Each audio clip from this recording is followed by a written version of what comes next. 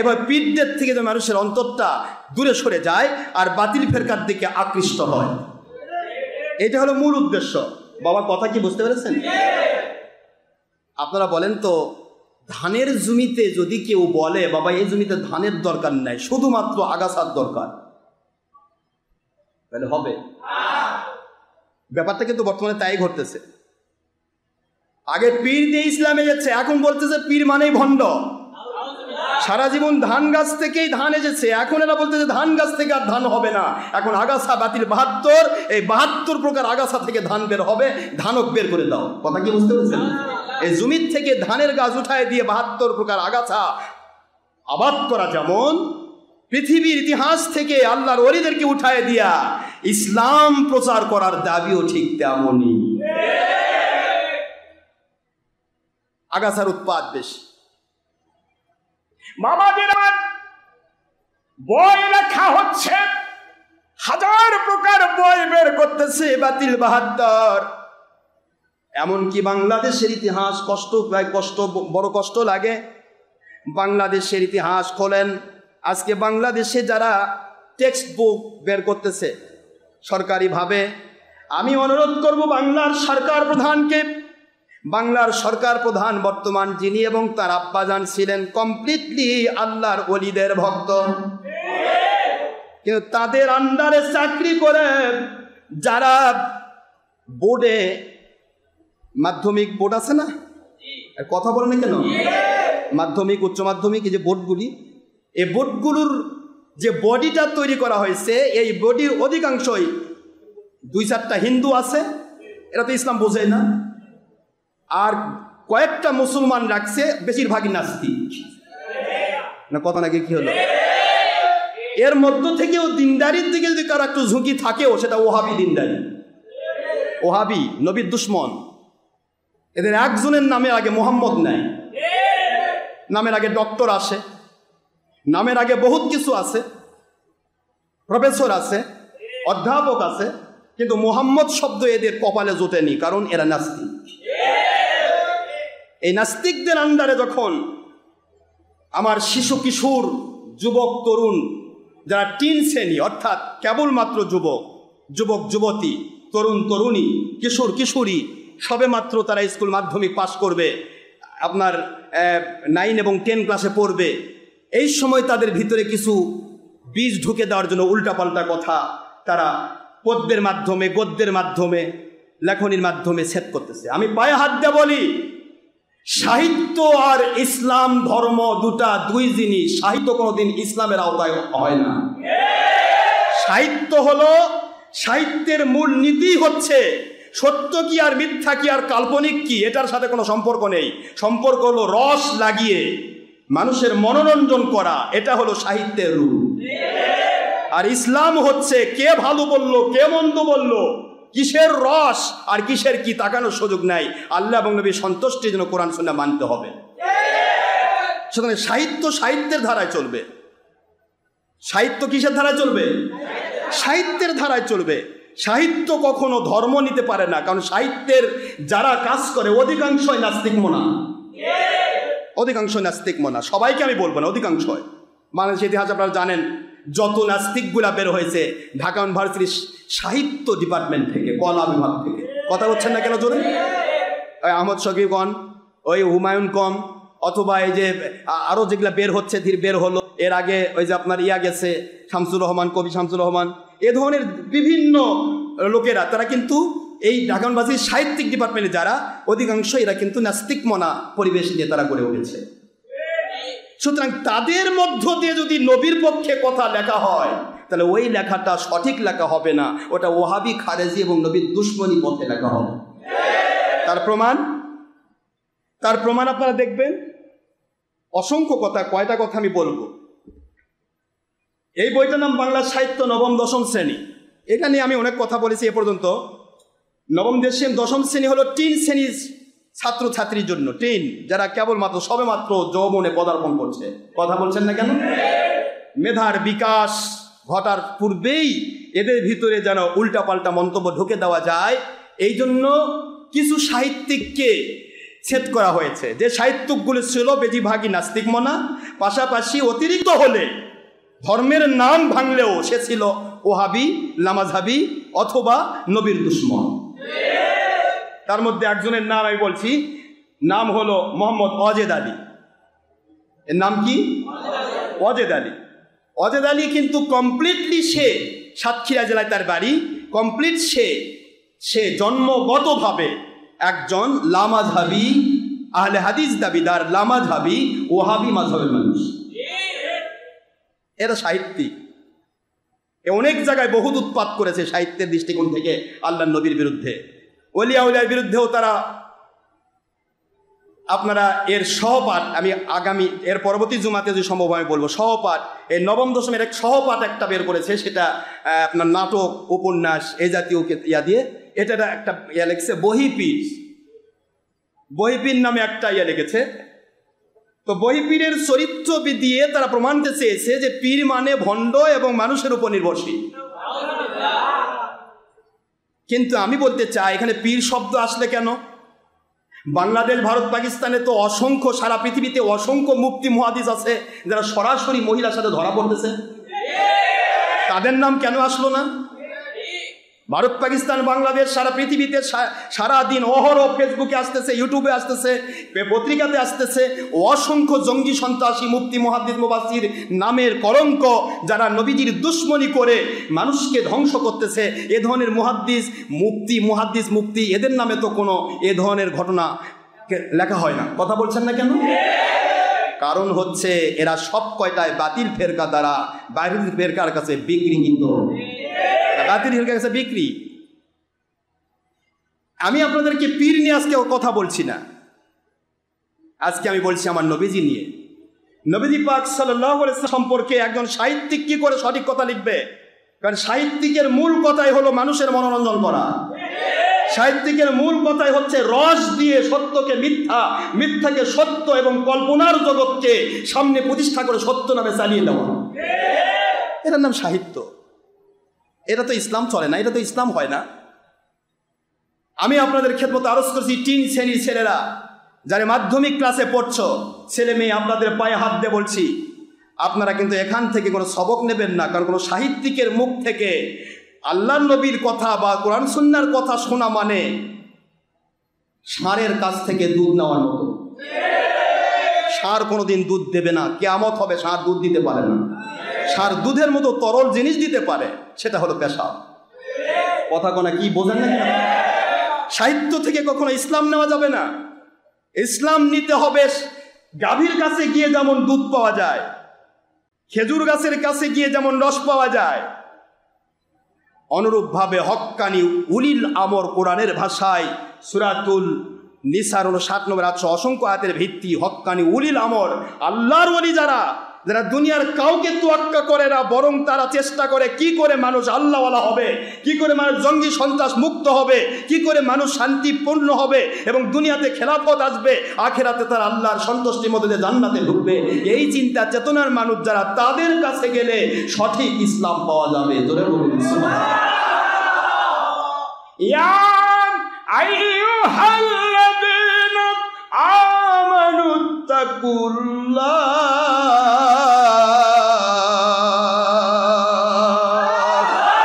ওয়া কুনু মা'আস সাদিকিন।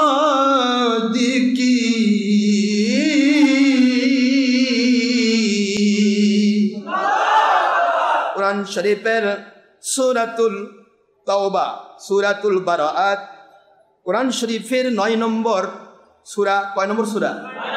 11 নম্বর পারা, মদিনা অবতীর্ণ সূরা, আয়াত শরীফ নম্বর 119। আল্লাহ বললেন, হে মুমিনেরা, মুমিন বলে যদি দাবি করো, তাহলে তোমরা মুমিন যদি দাবি করো, পুরুষ হও মহিলা হও, কুনু মা'আস সাদিকিন, মানুষের কাছ থেকে ইসলাম নিতে গিয়ে যার তার কাছে ধর্ণা দিও না। এ ব্যাপারে আল্লাহকে ভয় করো, কারণ যিনি নিজে ইসলাম মানে না, অন্যকে ইসলাম মানাতে পারবে না। নাপাক পানি কিয়ামত পর্যন্ত পানির নাম নিয়ে চলবে। সারা জগৎ ভরা যদি নাপাক পানি থাকে, তবু একটা নাপাক মানুষকে পাক বানাতে পারবে না, পারবে না, পারবে না। বরং পাক মানুষগুলোকে নাপাক পানি নাপাক বানায়া ছাড়বে।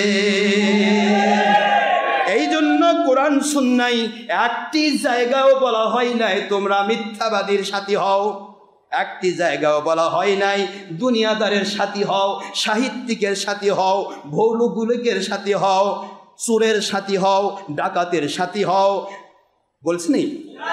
কোরআন শরীফে বলা হলো কুনু মাস সাদিকিন, সত্যবাদী আল্লাহওয়ালার সাথী হও। একটু সুবহানাল্লাহ বলেন। আল্লাহওয়ালার কাছে গেলে তিনি যেমন পাক, তিনি যেমন আল্লাহওয়ালা, তিনি যেমন নবী প্রেমিক, আপনাকেও আল্লাহওয়ালা এবং নবী প্রেমিক বানায় ছেড়ে দিবে। একটা পাক পানি, সে টিউবওয়েলের পানি হোক, চিকুন পাইপ দিয়ে উঠে, তারপর টিউবওয়েলের পানি। আপনি যদি বলেন টিউবওয়েল থেকে আমি নাপাক হব, টিউবওয়েল বলে আমি নাপাক বানাতে জানি না। কথা বলেন না কেন? টিউবওয়েল বলবে কি আমি নাপাক বানাতে, আমি যতটুকুই পানি দেব তোমাকে আমি পাক বানাতে চাই। হক্কানি উলিল আমর আউলিয়া যারা, তাদের কাছে গিয়ে যদি আপনি নাপাকও হতে চান, তাদের কাছে গিয়ে যদি আল্লাহ বিরোধীও হতে চান, নবী বিরোধীও হতে চান, তারা বলবে বাবা আমি তো নবী বিরোধী বানাতে জানি না, আমি আমার নবীর প্রেমিক, তোমাকে নবী প্রেমিক বানাতে চাই। আমি তো জঙ্গি সন্ত্রাসী বানাতে জানি না, আমি নবীর প্রেমিক, জঙ্গি সন্ত্রাসের দুশ্মন, জঙ্গি সন্ত্রাসের আমি ঔষধ, তোমাকেও আমি জঙ্গি সন্ত্রাসের ঔষধ বানাতে চাই। আমি নামাজের প্রেমিক, রোজার প্রেমিক, হজের প্রেমিক, জাকাতের প্রেমিক, তোমাকে আমি নামাজ রোজা হজ জাকাতের বিরোধী বানাতে পারবো না, তোমাকে আমি নামাজ রোজা হজ জাকাতের পক্ষের শক্তি বানাই ছেড়ে দিতে চাই। আমি ডাকাতের বিরোধী, ডাকাতি বন্ধ করে দিতে চাই। আমি চুরির বিরোধী, চুরি বন্ধ করে দিতে চাই। আমি তোমার ভিতর থেকে গালিজ বের করে, সমস্ত নাপাকি বের করে পাক বানিয়ে দেওয়ার জন্য আল্লাহ পাক আমাকে সেই সার্কিট দিয়ে তৈরি করেছেন। এটা হবে হক্কানি উলিল আমর, আল্লাহর ওলিদের কাজ। কিন্তু আপনি তার কাছে না গিয়ে যদি যান, বিশাল বড় জায়গা, ড্রেন, পায়খানা ভাসতেইছে, মলমূত্র খালি থবা থবা ঘুরতেছে, এখন আপনি ভাবতেছেন ওই চিকুন পাইপের কাছে যে পানি নেওয়া নেবে, দরকারটা কি? এত বড় পানির উৎস, কত সুন্দর বড় বড় পায়খানা ভাসতেছে, এখানে ভালো করে ওযু গোসল করি। ও বলবে আমি মানুষকে পাক বানাতে শিখিনি, আমি নাপাক, তোর গায়ে যদি আমার পানি লাগাস আমি তোকে নাপাক বানাই ছাড়বো। কথা কি বুঝে আসেন আপনারা? কিন্তু মূল কথা হলো এগুলি কথা বলার সময় নেই। তো এখানে আমি যে কথা বলছি, তাহলে কি ইসলাম কি কোনো সাহিত্যিকের সাথী হতে বলেছে? ওনার পরিচয়টা দেখেন, তিনি মাসিক মোহাম্মদী, আপনারা আগে থেকে ভালো করে জানেন, মোহাম্মদী নাম ব্যবহার করেছে লামাঝাবিরা। কথা বলছেন না কেন? যত মোহাম্মদী, তারপরে তাওহিদ, আমার কথা কি বোঝেন আপনি? তাওহিদ প্রকাশনী, তাওহিদ উমুক, ওই তাওহিদ টিভির নামও তাওহিদ। আল্লাহ কই তুই যে ডাইরেক্ট মুশরিক রে, মুশরিকের বাচ্চা, তুই কি করে তাওহিদ একত্ববাদের আল্লাহকে মানিস? আল্লাহ এবং রাসূল নিষিদ্ধ করলো ছবি ভিডিও টিভি হারাম, আর এর মধ্যে পুরুষ মহিলাকে দেখে, মহিলা পুরুষকে দেখে, এর উদ্দেশ্যই খারাপ। উদ্দেশ্যই যখনই টিভি ভিডিও করা হয়, উদ্দেশ্য করা হয় আমাকে দুনিয়ার মানুষ দেখুক, আর দুনিয়ার মানুষ দেখুক মনে করে ইবাদত করা মানেই সে মুশরিক। কত বড় স্পর্ধা এদের দেখেন, এরা টিভির পর্দায় ওয়াজ করতেছে আর বলতেছে আমরা তাওহিদবাদী, টিভির নাম তাওহিদ। ওই চরমনায় পীরের টিভির নাম চরমনায় টিভি, এখন টিভির নামও চরমনায়, টিভির নামও কওমি, টিভির নামও ইসলামী, টিভির নামও মুসলিম। আমি বলি কোন দিন যদি বের হবে হ্যাঁ ইসলামী জেনা, ইসলামী ব্যভিচার, ইসলামী ডাকাতি, আরে কথা কোন না কেন? তৌহিদ চুরি, তৌহিদ ডাকাতি, হ্যাঁ কি কথা বলছেন না কেন? তাওহিদ কওমি, টিভির নাম কওমি। এই হলো পৃথিবীর ইতিহাস। বাতিল ফেরকা যতই উৎপাত করুক, যতই আল্লাহ মানার দাবি করুক, পাত্রে আসে যা ঢালিলে পরিবে তা। It is known by sprouts. একটা গাছে যতই ল্যাব দিয়ে লেখা থাক, চারদিক দিয়ে লেখা থাক ফজলি আমের গাছ, কিন্তু উপরে তেঁতুল ঝুলতেছে, ওর ফলই বলবে তুই যতই লেখে রাখ তুই তেঁতুলের গাছ। কথা কি বুঝে আসে বাবাজিরা? পাতিলের সব ভাত টিপতে হয় না আব্বা, মা বোনদেরকে বলবেন, আমার সোনামণি আমাদেরকে বলবেন যারা ভাত রান্না করে, এই 5 মণ চালের ডেক্সিও যদি হয়, ওটার পুরা পাতিলের তলার থেকে ভাত আঙ্গুঠায় নিয়ে টিপতে হয় না যে ভাত হলো কিনা। ওপর থেকে একটা ভাত টিপলে বোঝা যায় তলার খবর। কথা ঠিক না? বা ঠিক? তো এরা যতই দাবি করুক আল্লাহ নাই, নবী মানি, এ করি, রৌহিত মানি, কিন্তু এদের মুখ দিয়ে বের হয়ে যাবে কোরআন হাদিস সব সামনে স্তূপ করে রেখেছে, কিন্তু ভিতরে আছে গু, পরপর করে পায়খানায় বাড়াবে। কথা ঠিক? আর কোরআন হাদিস সামনে রাখা হলো ফর শো। আপনি কোরআনওয়ালা, আপনাকে কোরআনের কথা যদি না বলি তাহলে তো আপনি আমার কথা মানবেন না। যার কারণে ধোঁকা দেওয়ার জন্য কোরআন হাদিস সামনে রাখা হয়েছে, কিন্তু কোরআন হাদিসের ভিতরের অংশ একটাও তারা মানে না। এই চলছে ধান্দাবাজি।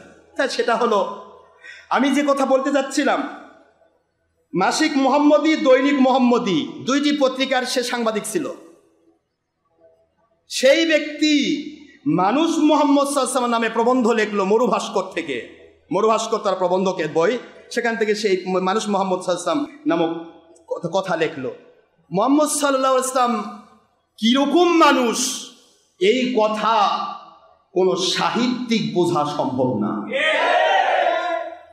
কারণ একটা মানুষ যদি পাইলট হতে চায়, রিক্সাওয়ালার পিছনে পিছনে ঘুরে আর বলে ভাই আমি পাইলট হচ্ছি, রিক্সাওয়ালার পিছনে 20 বছর যদি থাকে আর এসে যদি একটা হেলিকপ্টার চালাতে চায়, ও হেলিকপ্টার চালাবে তো না, যে কয়টা তুলবে সব কয়টা কবর দিবে। কথা কি বুঝতে পেরেছেন? পাইলট হতে গেলে পাইলটের কাছে যেতে হয়, ওলি হতে হলে ওলির কাছে যেতে হয়, নবীকে চিনতে হলে নবী প্রেমিকদের সান্নিধ্য নিতে হয়। নাস্তিকদের সান্নিধ্যে এবং শয়তানের সান্নিধ্যে এবং ওহাবি মতবাদ নামাজাবি নবীর দুশ্মনদের সান্নিধ্যে থেকে কিয়ামত পর্যন্ত নবীর সম্পর্কে জানা সম্ভব নয়। এটাই ঘটেছে তার জীবনে। সে মুহাম্মদ সাল্লাল্লাহু আলাইহি ওয়াসাল্লামের কথা লিখতে গিয়ে আমার নবীকে প্রথম এই বাতিল ফেরকার কাজই তাই। প্রত্যেক ওহাবি খারেজি বাতিল ফেরকা তাদের মূল বিষয় হচ্ছে বক্তব্য লিখনিতে নবীর যথেষ্ট প্রশংসা করবে, আল্লাহর প্রশংসা করবে, লাস্টে গিয়ে আল্লাহ এবং নবীজির বিরুদ্ধে এমন এক কথা বলে ফেলবে ওর সব প্রশংসা বাদ হয়ে কাফের হয়ে মরবে। এটা হলো বাতিল ফেরকার আলামত, এটাই হলো আলামত। এমন কিছু কিছু কথা মাঝখানে মাঝখানে বলবে যাতে আপনি দেখবেন যে ওর সব নিজেও বেঈমান হবে, অন্যকেও বেঈমান বানাই ছাড়বে। দেখেন কি লেগেছে, কথাগুলি খুব বোঝার চেষ্টা করেন, অতি সহজ আমি শেষ করে দিব। মহামতি আবু বকর শেষ পর্যন্ত হযরতের মৃত্যুশয্যার পার্শ্বে ছিলেন।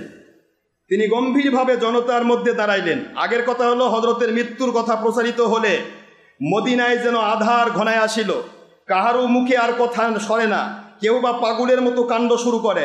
রাসূলুল্লাহ সাল্লাল্লাহু আলাইহি ওয়াসাল্লাম কথাও তারা লেখাকে জোটেনি, এরা রাসূলুল্লাহ মানে নবী আর না মুহাম্মদ শেষ, কিন্তু সাল্লাল্লাহু আলাইহি ওয়াসাল্লাম বলা এদের কপালে জোটে না। এগুলো আমি বলতেছি। রাসূল সাল্লাল্লাহু আলাইহি ওয়াসাল্লামের পীড়ার খবর শুনিবার জন্য বহু লোক জমায়েত হইয়াছে। কে একজন বইল তাহার মৃত্যু হইয়াছে। বীরবাহু ওমর অলঙ্গ তরবারি হাতে নিয়ে লাফায়া উঠিলেন, যে বলিবে হযরত মরিয়াছেন তাহার মাথা যাইবে, মানে মাথা কাটবো। কথাগুলি ভালো না?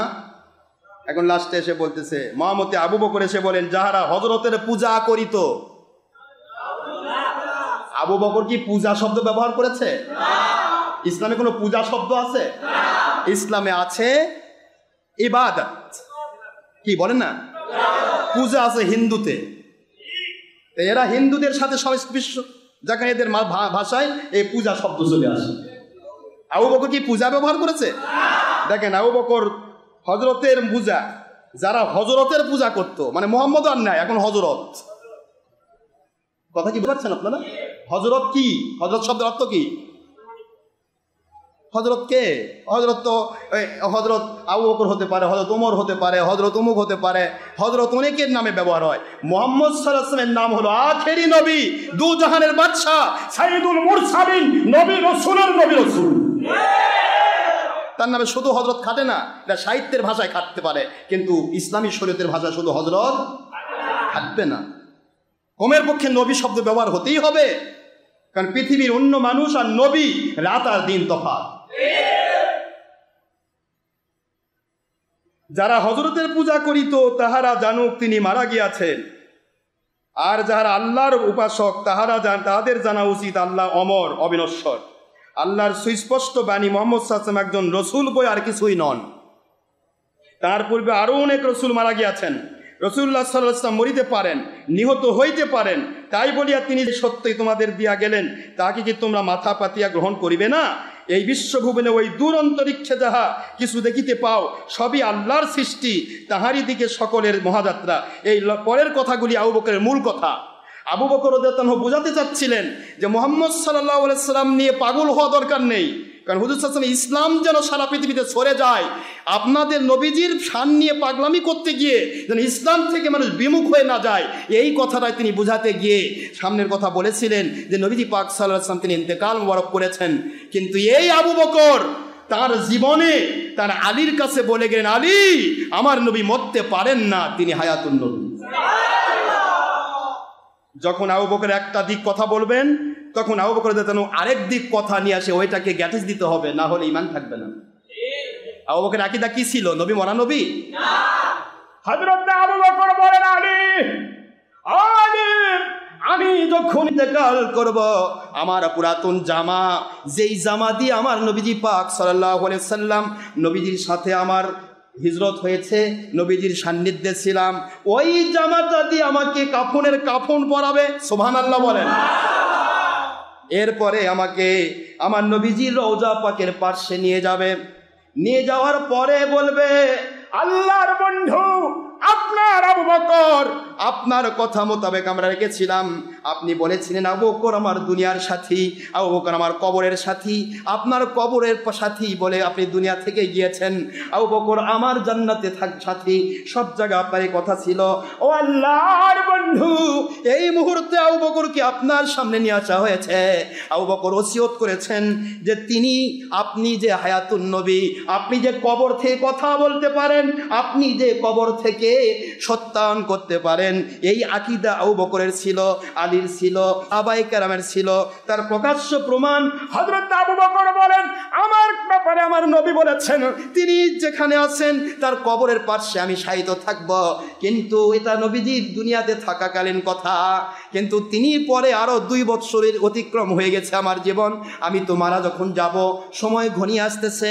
ও আবু আলী, আমার যখন মরণ হবে আমাকে আমার নবীর পাশে নিয়ে যাবে, নবীজির দিকে নেসবত করে আমার নবীর দিকে বলবে, ইয়া রাসূলুল্লাহ সাল্লাল্লাহু আলাইহি ওয়াসাল্লাম হযরত আবু বকর ইন্তেকাল করেছেন, তাকে কি আপনার পাশে দাফন করব নাকি অন্য কোথাও দাফন করব? আলী আমার নবীর পক্ষ থেকে যদি কোনো আওয়াজ আসে আওয়াজ মোতাবেক দাফন করবে, কোনো আওয়াজ যদি না আসে বোঝা যাবে আমার নবীজির ইন্তেকাল মোবারকের পর আমি আবু বকর এমন কোনো কাজ করেছি গো আলী, যেই কাজে আমার নবী অসন্তুষ্ট হয়েছেন। নবীজি পাক সাল্লাল্লাহু আলাইহি ওয়াসাল্লাম অসন্তুষ্ট হওয়ার কারণে আমার কথার জবাব দিচ্ছেন না, কিন্তু জবাব দিতে পারবেন না এমন আকীদা আমার নয়। যদি জবাব না দেন জান্নাতুল বাকি গুরুস্থানে দাফন করে দিবে, আমার নবীর পাশে আমাকে দাফন করবে না। সুবহানাল্লাহ। হযরত আবু বকর রাদিয়াল্লাহু তাআলা আনহু ওনার যখন ইন্তেকাল মোবারক হয়ে গেল, হযরত আলী রাদিয়াল্লাহু তাআলা আনহু বর্ণনা করেন, আমার আবু বকরের কথা ওসিয়ত মোতাবেক তাকে আমি গোসল করালাম, কাফনের কাপড় তার পুরাতন সুন্নতি জামা দিয়ে কাফন পরিয়ে দিলাম। এরপর নবীজির রওজা পাকের পাশে নিয়ে গেলাম, নবীজির রওজার দিকে নিয়ে যাওয়ার পরে রওজার দিকে তাকিয়ে আমি কিছুক্ষণ মুরাকাবার হালতে রয়ে গেলাম। মুরাকাবায় থেকে আল্লাহর নবীর রওজা পাকের সাথে কমপ্লিট কানেকশন করে বললাম, ইয়া রাসূলুল্লাহ সাল্লাল্লাহু আলাইহি ওয়াসাল্লাম আপনার ওসিয়ত, আপনি বলেছেন আবু বকর আপনার পাশে থাকবে, আজকে আবু বকরের ওসিয়ত আপনার কথা মানা, যেহেতু আবু বকর পাশে থাকবে কথাটা হলো সুন্নাত, নবীর কথাটা কি সুন্নাত। কিন্তু মৃত্যুর আগে যে ওসিয়তটা করে, ওসিয়ত মানা কি? জোরে কোন ওসিয়ত মানা কি? আল্লাহর বন্ধু ওয়াজিব পালনের জন্য আপনার সামনে হাজিরা দিলাম। আমার আবু বকর ওসিয়ত করেছে, আপনার মুখের জবান মুবারক দিয়ে কথা শুনতে চান। তিনি যে দুনিয়াতে আপনার ইন্তেকাল মুবারকের পর হায়াতুন নবী হিসেবে আমার আল্লাহর দিদারে মশগুল হওয়ার পর আবু বকর কোনো ভুল ত্রুটি করেছে কিনা এটা দুনিয়াতেই তিনি প্রমাণ করতে চান। ও আল্লাহর বন্ধু, দয়া করে মেহেরবানি করে জানিয়ে দেন, আবু বকর কি আপনার পাশে দাফন করা হবে নাকি জান্নাতুল বাগিতে দাফন করা হবে? তার মৃত্যু পূর্ব সময়ের ওসিয়ত ওয়াজিব, আর আপনার হাদিস মোতাবেক আপনি বলেছেন আপনার পাশে থাকবে। এটা হলো সুন্নতে রাসূল সাল্লাল্লাহু আলাইহি সাল্লাম। এই জন্য ওয়াজিবকে প্রাধান্য দিতে গিয়া আপনার সাথে আমি মুরাকাবার হালতে, কাশফুল কবুরের হালতে আপনার সাথে আমি এই সম্পর্কটা, কানেকশনটা আমি আবু বকর সম্পর্কে জানতে চাই। হযরতে আলী রাদিয়াল্লাহু আনহু বর্ণনা করেন, আমি যখন মুরাকাবা থেকে মাথা উঠাইলাম, লক্ষ্য করে দেখি আমার নবীজির রওজা পাকের চারদিকের খুঁটিগুলো থরথর করে কাঁপতেছে। ভিতর থেকে আওয়াজ আসে, ও আমার আলী, আবু বকর আমার দুনিয়ার সাথী ছিল, আজকে আমার কবরের সাথী হবে। যেদিন জান্নাতের নিশানায় যাওয়া হবে ওই দিন আবু বকর আমার জান্নাতের সাথী হবে। ও আলী, আমার আবু বকর নতুন করে আর আমার পাশে থাকার ব্যাপারে অনুমতির দরকার নাই। আমার আবু বকর আমার পাশে দাফন হবে। একটু জোরে বলবেন না সুবহানাল্লাহ। সাহাবায়ে কেরাম আকীদা হলো নবী হায়াতুন নবী। আরে কিভাবে বললো? যারা বলে, যারা হযরতের পূজা করিত তাহারা জানুক তিনি মারা গিয়াছেন। এটা নাকি আবু বকরের কথা। সাহিত্য আর ইসলাম আলাদা জিনিস বাবাজি। সাহিত্যের বিচার দিয়ে ইসলাম বিচার করা যাবে না। আবু বকর রাদিয়াল্লাহু তাআলা আনহুকে তার ওসিয়ত মোতাবেক দাফন করার হুজুর পাক সাল্লাল্লাহু আলাইহি ওয়াসাল্লামের পক্ষ থেকে ইন্ডিকেশন নেওয়ার পর এ সম্পর্কে আপনাদের বলবেন, হুজুর এটার কথা হলো ওয়াহাবি খারেজি বাতিল ফেরকার সাথে একমত হয়ে আপনি হয়তো বলতে পারেন, হুজুর নবী মরে গেল, তার দাফন করা হলো, তাই না? বলবেন না? কথা বললেন কেন? বলবেন তো। তাহলে তিনি মরেননি, কি করে হায়াতুন নবী হয়? এটা কেমন কথা? তাহলে তো আমাকে এখন শত শত হাদিস খোলা লাগবে। তাই হাদিস খোলার আগে কোরআনের আয়াতটা এক কথায় বলে নেন। সূরা বাকারা এক কথায় বলে নেন। সময় কম, অনেক কথা, আমি তো কিছুই করতে পারলাম না। এখন এক কথায় বুঝতে হবে, নবী হায়াতুন নবী না মরা নবী? কিভাবে হায়াতুন নবী? তিনি কবরে জিন্দা না মরা? জিন্দা। এই আকীদা পৃথিবীর সবার, এমনকি ইহুদি নাসারা মুশরিকিন পর্যন্ত জানে আমার নবীর শরীর মোবারক পৌঁছতে পারে না। তার প্রমাণ আপনারা আমাদের নুরুদ্দিন জঙ্গি রহমতুল্লাহ আলাই, আল্লাহর ওলি, যিনি সালাউদ্দিন আইয়ুবী রহমতুল্লাহ আলাইহির আগের খলিফা ছিলেন। বুঝতে পারতেছেন আপনারা? সালাউদ্দিন আইয়ুবী রহমতুল্লাহ আগের খলিফার নাম কি? নুরুদ্দিন জঙ্গি রহমতুল্লাহ আলাই, খালিস আল্লাহর ওলি ছিলেন। তো নুরুদ্দিন জঙ্গি রহমতুল্লাহ তিনি জীবনের ইতিহাস খোলেন। তার সময় নীলচক্ষু বিশিষ্ট দুইটা ইহুদি আসলো, দুইজন মতান্তরে তিনজন। তারা নবীজির শরীর মোবারক চুরি করতে চায়। অনেক বড় কথা, বলতে যাচ্ছি না। ধরা পড়লো। হুজুর সাল্লাল্লাহু আলাইহি ওয়াসাল্লাম ইন্ডিকেট করলেন, এই নুরুদ্দিন জঙ্গি রহমতুল্লাহ আলাইহি, খলিফা হিসেবে আমি আপনাকে অর্ডার করছি, আমার শরীর মোবারক চুরি করার জন্য তিনজন ইহুদি, এই নীলচক্ষু বিশিষ্ট ইহুদি, ইহুদিদের চোখ বেশিরভাগ নীল, বোঝেন না বাবা? ওরা ওই এলাকার মানুষ বেশিরভাগই চোখ হচ্ছে বিড়াল চোখ, বিড়ালের মতো চোখ, এই ঘোলা চোখ। কথা বুঝতেছেন না কেমন? তো এই চোখালা বিশিষ্ট তিনজন তারা আমার শরীর মোবারক চুরি করতে চায়। ওরা খুঁড়তে খুঁড়তে আসতেছে, অমুক জায়গায় গিয়ে ধরো। নুরুদ্দিন জঙ্গি রহমতুল্লাহ তাৎক্ষণিক তিনি বলেন আমার নবীজির ইন্ডিকেটর অনুসারে, আচ্ছা আমার নবী কোথায় তিনজন খুঁড়তেছে তাও আমার নবী জানে। তা নুরুদ্দিন জঙ্গিকে বললো, নুরুদ্দিন জঙ্গি রহমতুল্লাহ আল্লাহর কসম, নুরুদ্দিন জঙ্গি রহমতুল্লাহ বলেন আল্লাহর কসম, ওয়াল্লাহিল্লাযী নাফসি বিয়াদি, ওই আল্লাহর কসম যার হাতে আমার প্রাণ, আমার নবী যদি ওই রাতে আমাকে ইন্ডিকেট না করতো তাহলে আমি তিনজন এই চোর ইহুদিকে ধরতে পারতাম না। হুজুর ইন্ডিকেশন দিলেন, মুহূর্তের মধ্যে তিনি সেখানে গিয়ে ধরে ফেললেন। দেখে যে আধা হাত বা এক হাত মতান্তরে হুজুর পাক সাল্লাল্লাহু আলাইহি ওয়াসাল্লামের বডি মোবারক পাইতে, শরীর মোবারক পাইতে আর মাত্র আধা হাত বাকি আছে, পড়া শেষ। নুরুদ্দিন জঙ্গি রহমতুল্লাহ আলাইহি তাদেরকে ধরে ফেলে বললে, তোমরা চুরি করতে আসছো কেন আমার নবীর শরীর মোবারক? এক কথায় তারা বললো যে আমাদের পাদ্রীরা বলেছে আখে নবীর শরীর পৌঁছতে পারে না। তার শরীর মুবারক কবরে অক্ষত, এবং তার শরীর মুবারক যেই দেশে থাকবে সেই দেশে কোনোদিন দাজ্জাল ঢুকতে পারবে না, সেই দেশে কখনো গজব আসবে না। এই জন্য আমাদের ইহুদি পণ্ডিতদের ভাষা অনুসারে আমরা নবীজির শরীর মুবারক চুরি করে আমাদের জেরুজালেমে স্থাপন করতে চাই, যাতে ওটা হয় পৃথিবীর শ্রেষ্ঠ স্থান এবং ওখানে যেন আযাব গজব না যায়। আরেকটা কারণ বলা হয়েছে যে এরা বোঝাতে চাইবে, সারা পৃথিবীকে চ্যালেঞ্জ করবে, দেখো তোমাদের নবীর শরীর তোমরা কবর খুলে দেখো। এখন এই ইহুদির চেয়েও খারাপ আকীদা ওহাবি খারেজি যাদের, যে নবী মরে পচে মাটির সাথে মিশে গেছে, এদের মতো বলতো, এরাও তো বলে যে নবীর শরীর খুঁড়ে দেখো, ওখানে নবীর শরীর পাওয়া যাবে না। ওরা বলতো, ইহুদিরা চ্যালেঞ্জ করতো যে মোহাম্মদ সাল্লাল্লাহু আলাইহি ওয়াসাল্লামের শরীর কোথায় আছে, দেখো তো তোমরা শরীর মোবারক খোলো। খুঁড়ে দেখা যেত হুজুর পাক সাল্লাল্লাহু আলাইহি ওয়াসাল্লামের শরীর মোবারক নেই, কারণ তারা তো চুরি করে তাদের জায়গা নিয়ে গেছে। কথা কি বুঝতে পেরেছেন? এই সমস্ত বিভিন্ন কারণকে দর্শিয়ে তারা এটা করলো।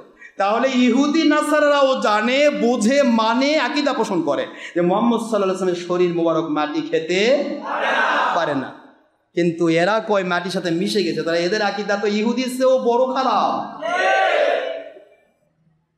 ওয়াহাবি খারেজির আকীদা কত খারাপ চিন্তা করেন। আমি কি বলবো আপনাদেরকে, আমি বলে তো হুঁশ পাই না। ওয়ালা তাকুলু লিমান ইউকতালু ফি সাবিলিল্লাহি আমওয়াত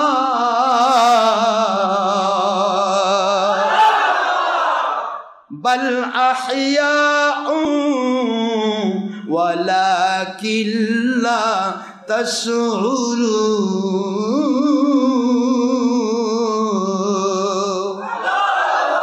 কোরআন শরীফের সূরাতুল বাকারা 154 নম্বর আয়াত খুলে পাবেন, তৃতীয় পারার ফার্স্টে 2 নম্বর সূরা, মদিনা অবতীর্ণ সূরা সূরাতুল বাকারা আয়াত 154। আল্লাহ বলেন, ওয়ালা তাকুলু, খবরদার বলো না, লিমা ইউকতালু ফি সাবিলিল্লাহ, যারা আমি আল্লাহর রাস্তায়, আমার রাস্তা মানে নবীর রাস্তায়। কার রাস্তা? নবীজির রাস্তা। আল্লাহর রাস্তা একটা না চারটা? আল্লাহ রাস্তায়, নবীর রাস্তায় যাদের জীবন প্রদীপটা নিভে গেল, ওদেরকে মরা মানুষ বলো না, বলো না, বলো না, বরং তারা জীবিত। বাদ দেয়ার এলাইব, তারা জীবিত। বাল আহিয়া, কোরআনের এবারত, ব্যাখ্যা না, কোরআনের এবারত। বাল আহিয়া, তারা জীবিত।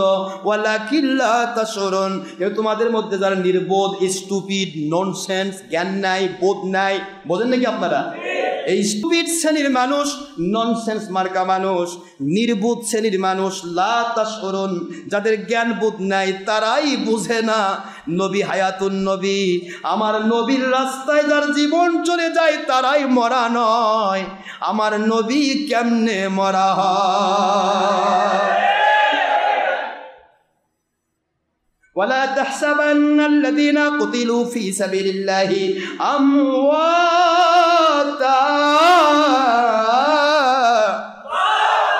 بل أحياء عند ربهم يرزقون। কোরআন শরীফের সূরাতুল আলে ইমরান আয়াত শরীফ নম্বর 169, 3 নম্বর সূরা 4 নম্বর পারা, মদিনা অবতীর্ণ সূরা নাসেক, আয়াত মানসুখ করার কোনো আয়াতও নাই, হাদিসও নাই। আল্লাহ পাক বললেন, খবরদার, খবরদার, ওয়ালা তাহসাবান্নাল্লাযীনা কুতিলু, যারা আমি আল্লাহর পথে, আমার নবীজির পথে ইন্তেকাল করেছে, জান ওরক দিয়েছে, জীবন প্রদীপ নিভে গেছে, কতল হয়ে গেছে, শহীদ হয়ে গেছে, এমন মানুষদেরকে মরা মানুষ বলা তো দূরের কথা, দূরের কথা, ওদেরকে মরা মানুষ বলে কখনো তোমরা ধারণাও করো না, বরং তারা জীবিত অবস্থায়। বাদ দেয়ার এলাইব, কোরআনের এবারত, বাল আহইয়াউন ইনদা রাব্বিহিম ইউরযাকুন, তারা জীবিত অবস্থায় তাদের কবরের ভিতরে আল্লাহর পক্ষ থেকে জান্নাতি খাবার খেয়ে থাকে। মরা মানুষ খায় না বাঁচা মানুষ খায়? তাহলে কবর আমার নবী মরা না জিন্দা? কোরআন বললাম, বানানো গল্প বলছি না, হাদিস তো বললে শেষ হবে না। আজকে যেহেতু হায়াতুন নবী প্রসঙ্গ নয়, আমার নবী হায়াতুন নবী প্রসঙ্গ আজকের ওয়াজ নয়, যার কারণে আমি এখানে স্টপ করলাম। কথা কি বুঝতে পেরেছেন? প্রশ্ন হলো, আমার নবী হায়াতুন নবী, আপনাও কি হায়াত নেই? আপনিও কি হায়াত নাকি? না মরে ভটভটা? তাহলে নবীকে আপনার সাথে কেমনে তুলনা করবেন? আনা বাসার মিসলুকুম কেমনে টিকে গো? আনা বাশারুম মিসলুকুম শব্দটা তো কোরআনের ভাষা হলেও এটা মক্কার আয়াত, আর আমি যে আয়াতগুলি দিলাম মদিনার আয়াত। একটা আয়াত যদি আগে নাজিল হয়, এর একদিন পরেও যদি ওই আয়াতের বিপরীত অর্থে কোনো আয়াত নাজিল হয়, তাহলে আগের আয়াত শুধু কোরআনের পাতা দখল করে থাকবে, কিন্তু হুকুমটা পরের আয়াত দ্বারা ব্যাখ্যা হয়ে যাবে। আগের আয়াতের হুকুম বাতিল হবে, পরের আয়াতের হুকুম কিয়ামত পর্যন্ত জারি থাকবে। একটু সুবহানাল্লাহ বলবেন। এই নাসেখ মানসুখের জ্ঞান নাই বলেই ওহাবি খারেজি বাতিল 72 ফেরকা উল্টা পাল্টা ফতোয়া দেয়, এবং আজও নির্লজ্জ বেহার মতো আনা বাশারুম মিসলুকুম মক্কার আয়াত নিয়ে আসে, মানুষের কাছে বুঝায় নবী আমাদের মানুষ। আমি আপনাদের খেদমতে আরজ করতে চাই, সে কি বলো দেখেন। হযরত ওমরের শিথিল অঙ্গ মাটিতে লুটাইল, তাহার স্মরণ হইল হযরতের বাণী, আমি তোমাদের মতো একজন মানুষ।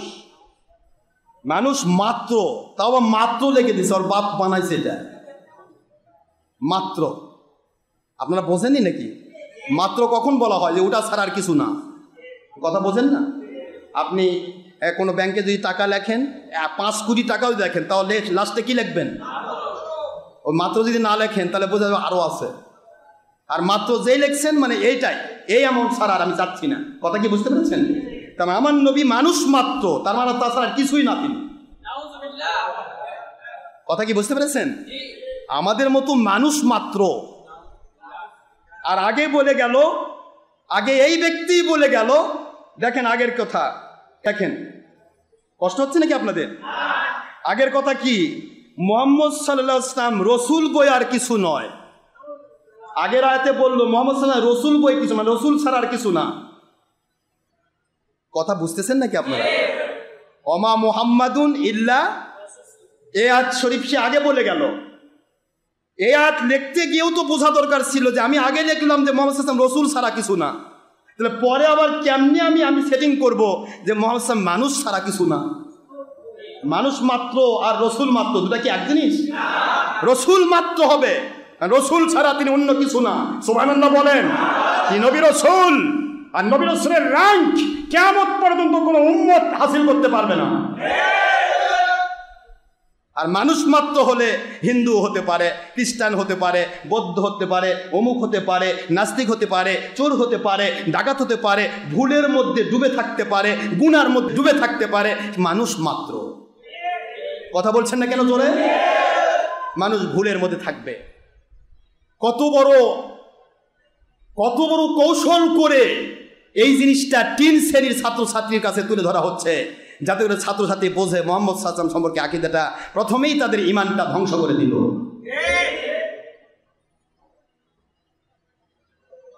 তাহার মনে পড়িল কোরআনের আয়াত, মুহাম্মদ মৃত্যু তোমারই ভাগ্য, তাহাদেরও ভাগ্য।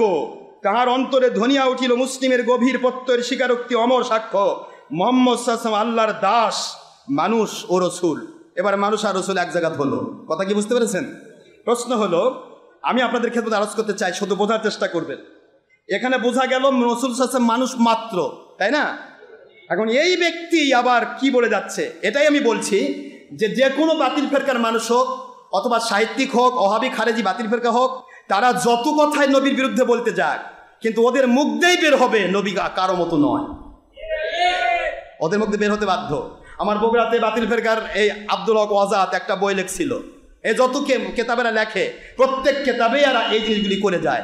আগের পাতায় লেখে যাচ্ছে মুহাম্মদ সাল্লাল্লাহু আলাইহি ওয়াসাল্লাম মানুষ ছাড়া কিছু না, মুহাম্মদ সাল্লাল্লাহু আলাইহি ওয়াসাল্লাম মাটির মানুষ, অমুক তুমুক। 12 পৃষ্ঠায় যা বলতেছে, আমরা খেলে পেশাব পায়খানা হয়, নবীজির পেশাব পায়খানা নূর হয়ে যায়, নবী সাধারণ মানুষের মতো নয়। বাস, আগে বলে গেল নবী মানুষ মাত্র, তিনি আমাদের মতো সব কিছু মাটি টাটি এতে বলে গেল।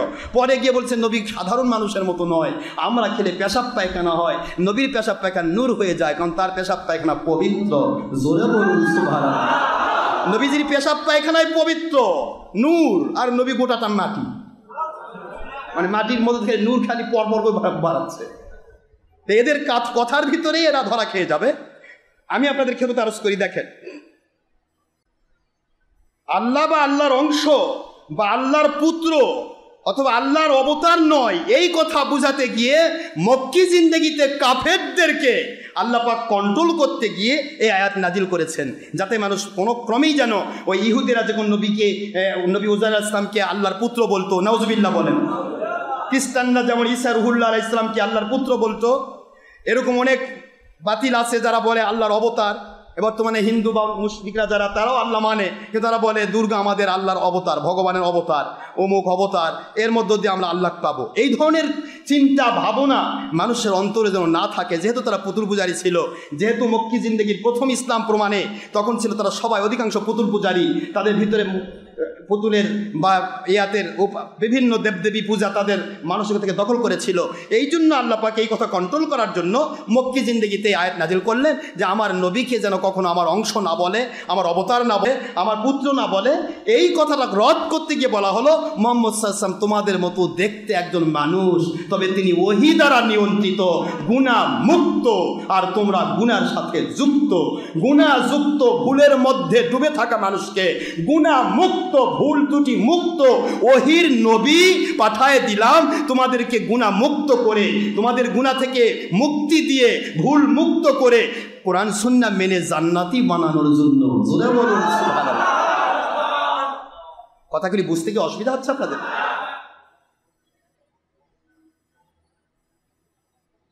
দেখুন, এবার আসেন, পুরাটা তো সম্ভব না, তিনি রসূল কিন্তু তিনি মানুষ, আমাদের মতো দুঃখ বেদনা জীবন মৃত্যু অধীন রক্ত মাংসে গঠিত মানুষ। এই কথায় বৃদ্ধ হযরত আবু বকর সিদ্দিক রাদিয়াল্লাহু আনহু মূর্ছিত মুসলিমকে বুঝাইয়া দিলেন। তাই বুঝাইছে আবু বকর? কি বুঝাইল? মানুষের মন আকর্ষণ করিয়াছিলেন মুখ্যত তাহার মানবীয় গুণাবলী দ্বারা। আমার নবী মানুষের আকর্ষণ করেছে মানবীয় গুণাবলী দিয়ে না নবতী গুণাবলী দিয়ে? দেখেন সাহিত্যের ভাষা কত কত মানুষকে মূর্খ বানায় এবং নাস্তিক বানায়।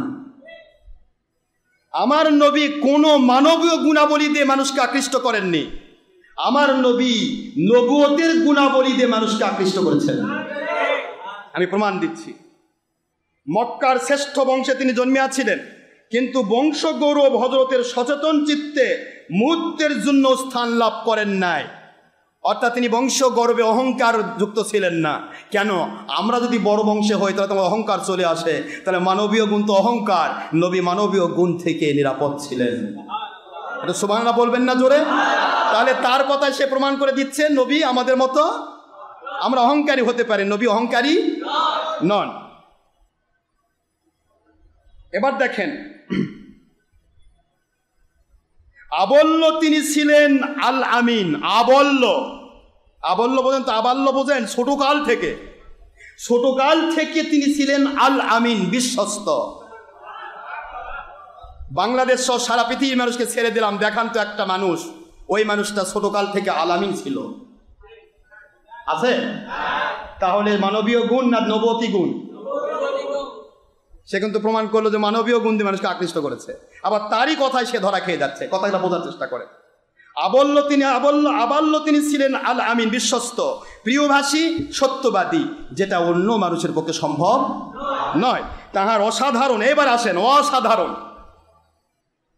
যেই মানুষটি কেবল প্রমাণ করলো মানুষ মাত্র, আমাদের মতো মানুষ মাত্র, মানে মানুষ বই কিছু না, সেই ব্যক্তি আবার বলতে যে তাহার অসাধারণ যোগ্যতা। অসাধারণ মানে কি? সাধারণ থাকলো আমাদের মতো? কথা বলেন না কেন? আমি কিন্তু বুঝাচ্ছি তার ভাষা দিয়ে। এই ধরনের বাতিল ৭২ ওয়াহাবি খারেজি বাতিলরা নবীর বিরুদ্ধে যতই লিখতে যাক, কিন্তু তাদের মুখ দিয়ে বের হয় নবী আমাদের মতো নয়। দেখুন, অসাধারণ যোগ্যতা মানে সাধারণের যোগ্যতার সাথে সম্পৃক্ত নয়। বুদ্ধি, বিচার শক্তি, বলিষ্ঠ দেহ দেখিয়া মানুষ অবাক হইয়া যাইত। এই সকল গুণ বিবি খাদিজাকে আকর্ষণ করিয়াছিল। বস্তুত হযরতের রূপ লাবণ্য ছিল অপূর্ব। এবার অপূর্ব ভাষাটা ব্যবহার করেন, সাহিত্যের ভাষায় অপূর্ব, যা পূর্বে কখনো, কথা মানে কি হলো? অপূর্ব, অভূতপূর্ব, পূর্বে আর কেউ এরকম, তাহলে কেউ ছিল না তিনি আমাদের মতো। তাহলে আগের কথা, তার কথা কি? তার কথাতে আমি রদ করতেছি। আমার 3 শ্রেণীর ছাত্রছাত্রীরা যারা স্কুলে সবেমাত্র ক্লাস 9-10 পড়ছো, তোমাদের মেধা ওয়াশ করে নবীর দুশ্মন বানিয়ে বেয়াদব এবং তোমাদেরকে পরিপূর্ণ বেঈমান বানানোর জন্য যেই সাহিত্যের নামে নবী মোহাম্মদ মানুষ মোহাম্মদ সাল্লাল্লাহু নামে প্রবন্ধ দেওয়া হয়েছে, এটা দিয়ে তোমরা শিখো যে তার কথার ভিতরেই রয়েছে নবী আমাদের কারো মতো নন। বোঝার চেষ্টা করুন, খুব বোঝার চেষ্টা করবেন। অপূর্ব অসাধারণ একসাথে লিখেছে। নবীজির রূপ লাবণ্য ছিল অপূর্ব অসাধারণ, পূর্বে যা ছিল না এবং সাধারণের যা হয় না, কমপ্লিট আমাদের চাইতে বিপরীত হয়ে যাচ্ছে। কথা বলছেন না কেন? আসুন এবার মক্কা হইতে মদিনায় হিজরতের পথে এক পরহিতব্রতী দম্পতির কুটিরে তিনি আশ্রয় নেন। রাহি পথিকদের সেবা করাই ছিল তাহাদের ব্রত। এটা বললে অনেক সময় লাগবে। এবার আরেকটা কথা আসছি, কাজল লেখার মতো যুক্ত ভুযুগল, তাহার সুচ্চ গ্রীবা, অপূর্ব কান্তশ্রী। এবার অপূর্ব আবার আসলো। পূর্বে যেরকম কোনো ব্যক্তি আসেনি, ঠিক সেই রকম অপূর্ব এক ব্যক্তি হলে মুহাম্মদ সাল্লাল্লাহু আলাইহি ওয়াসাল্লাম। জোরে বলেন সুবহানাল্লাহ।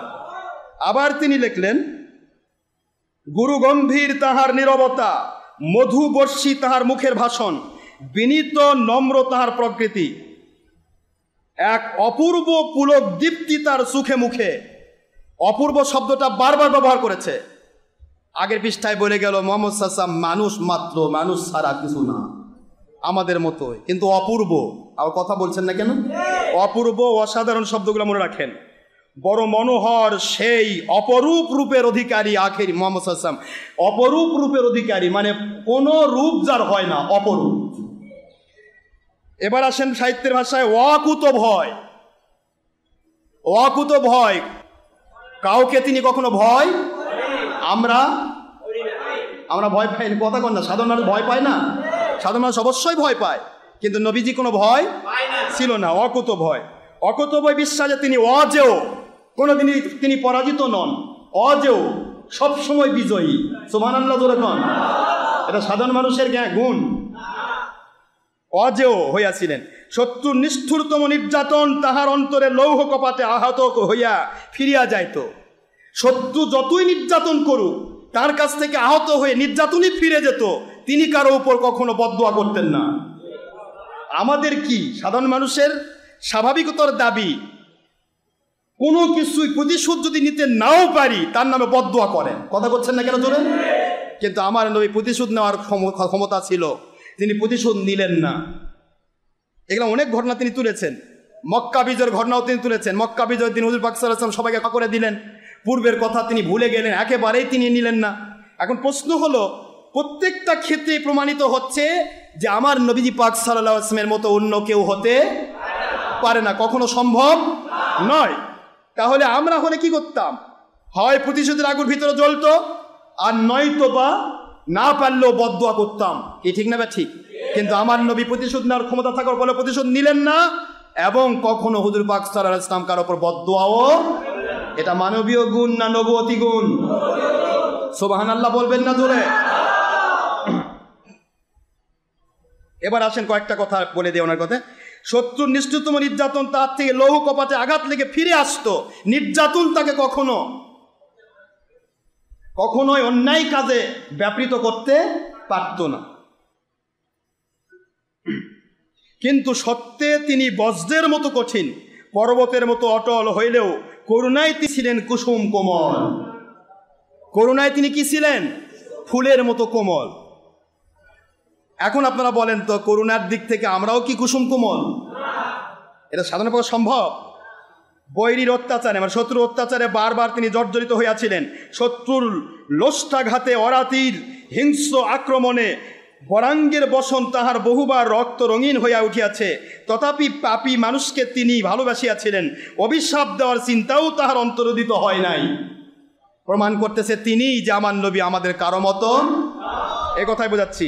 মক্কার পথে প্রান্তরে পৌত্তলিকের প্রস্তর ঘায়ে তিনি আহত হইয়াছেন। ব্যঙ্গ বিদ্রোপে বারবার তিনি উপহাসিত হইয়াছেন, কিন্তু তাহার অন্তর ভেদিয়ে একটি মাত্র প্রার্থনা বাণী জাগিয়াছে, এদের জ্ঞান দাও প্রভু, এদের ক্ষমা করো, এরা বোঝে নাই। সুবহানাল্লাহ জোরে কোন। তাহলে আমার নবী কি আমাদের মতো থাকছেন? ভাষাটা দেখেন। তায়েফে সত্য প্রচারিতে গিয়া তাহাকে কি ভীষণ পরীক্ষার সম্মুখীন হইতে হইয়াছিল। আমরা দেখিয়াছি,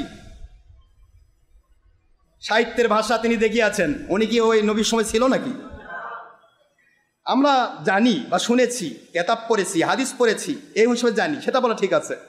পথচরিতের শত্রুর প্রস্তর ঘায়ে তিনি অবসন্ন হইয়া পড়িতেছিলেন, তখন তাহারায় আবার তাহাকে ভুলিয়ে তুলিয়া দিতেছিলেন। তিনি পুনর্বার চলা শুরু করিলে দ্বিগুণ তেজে পাথর বৃষ্টি করিতেছিল, পাথরের বৃষ্টি হচ্ছিল।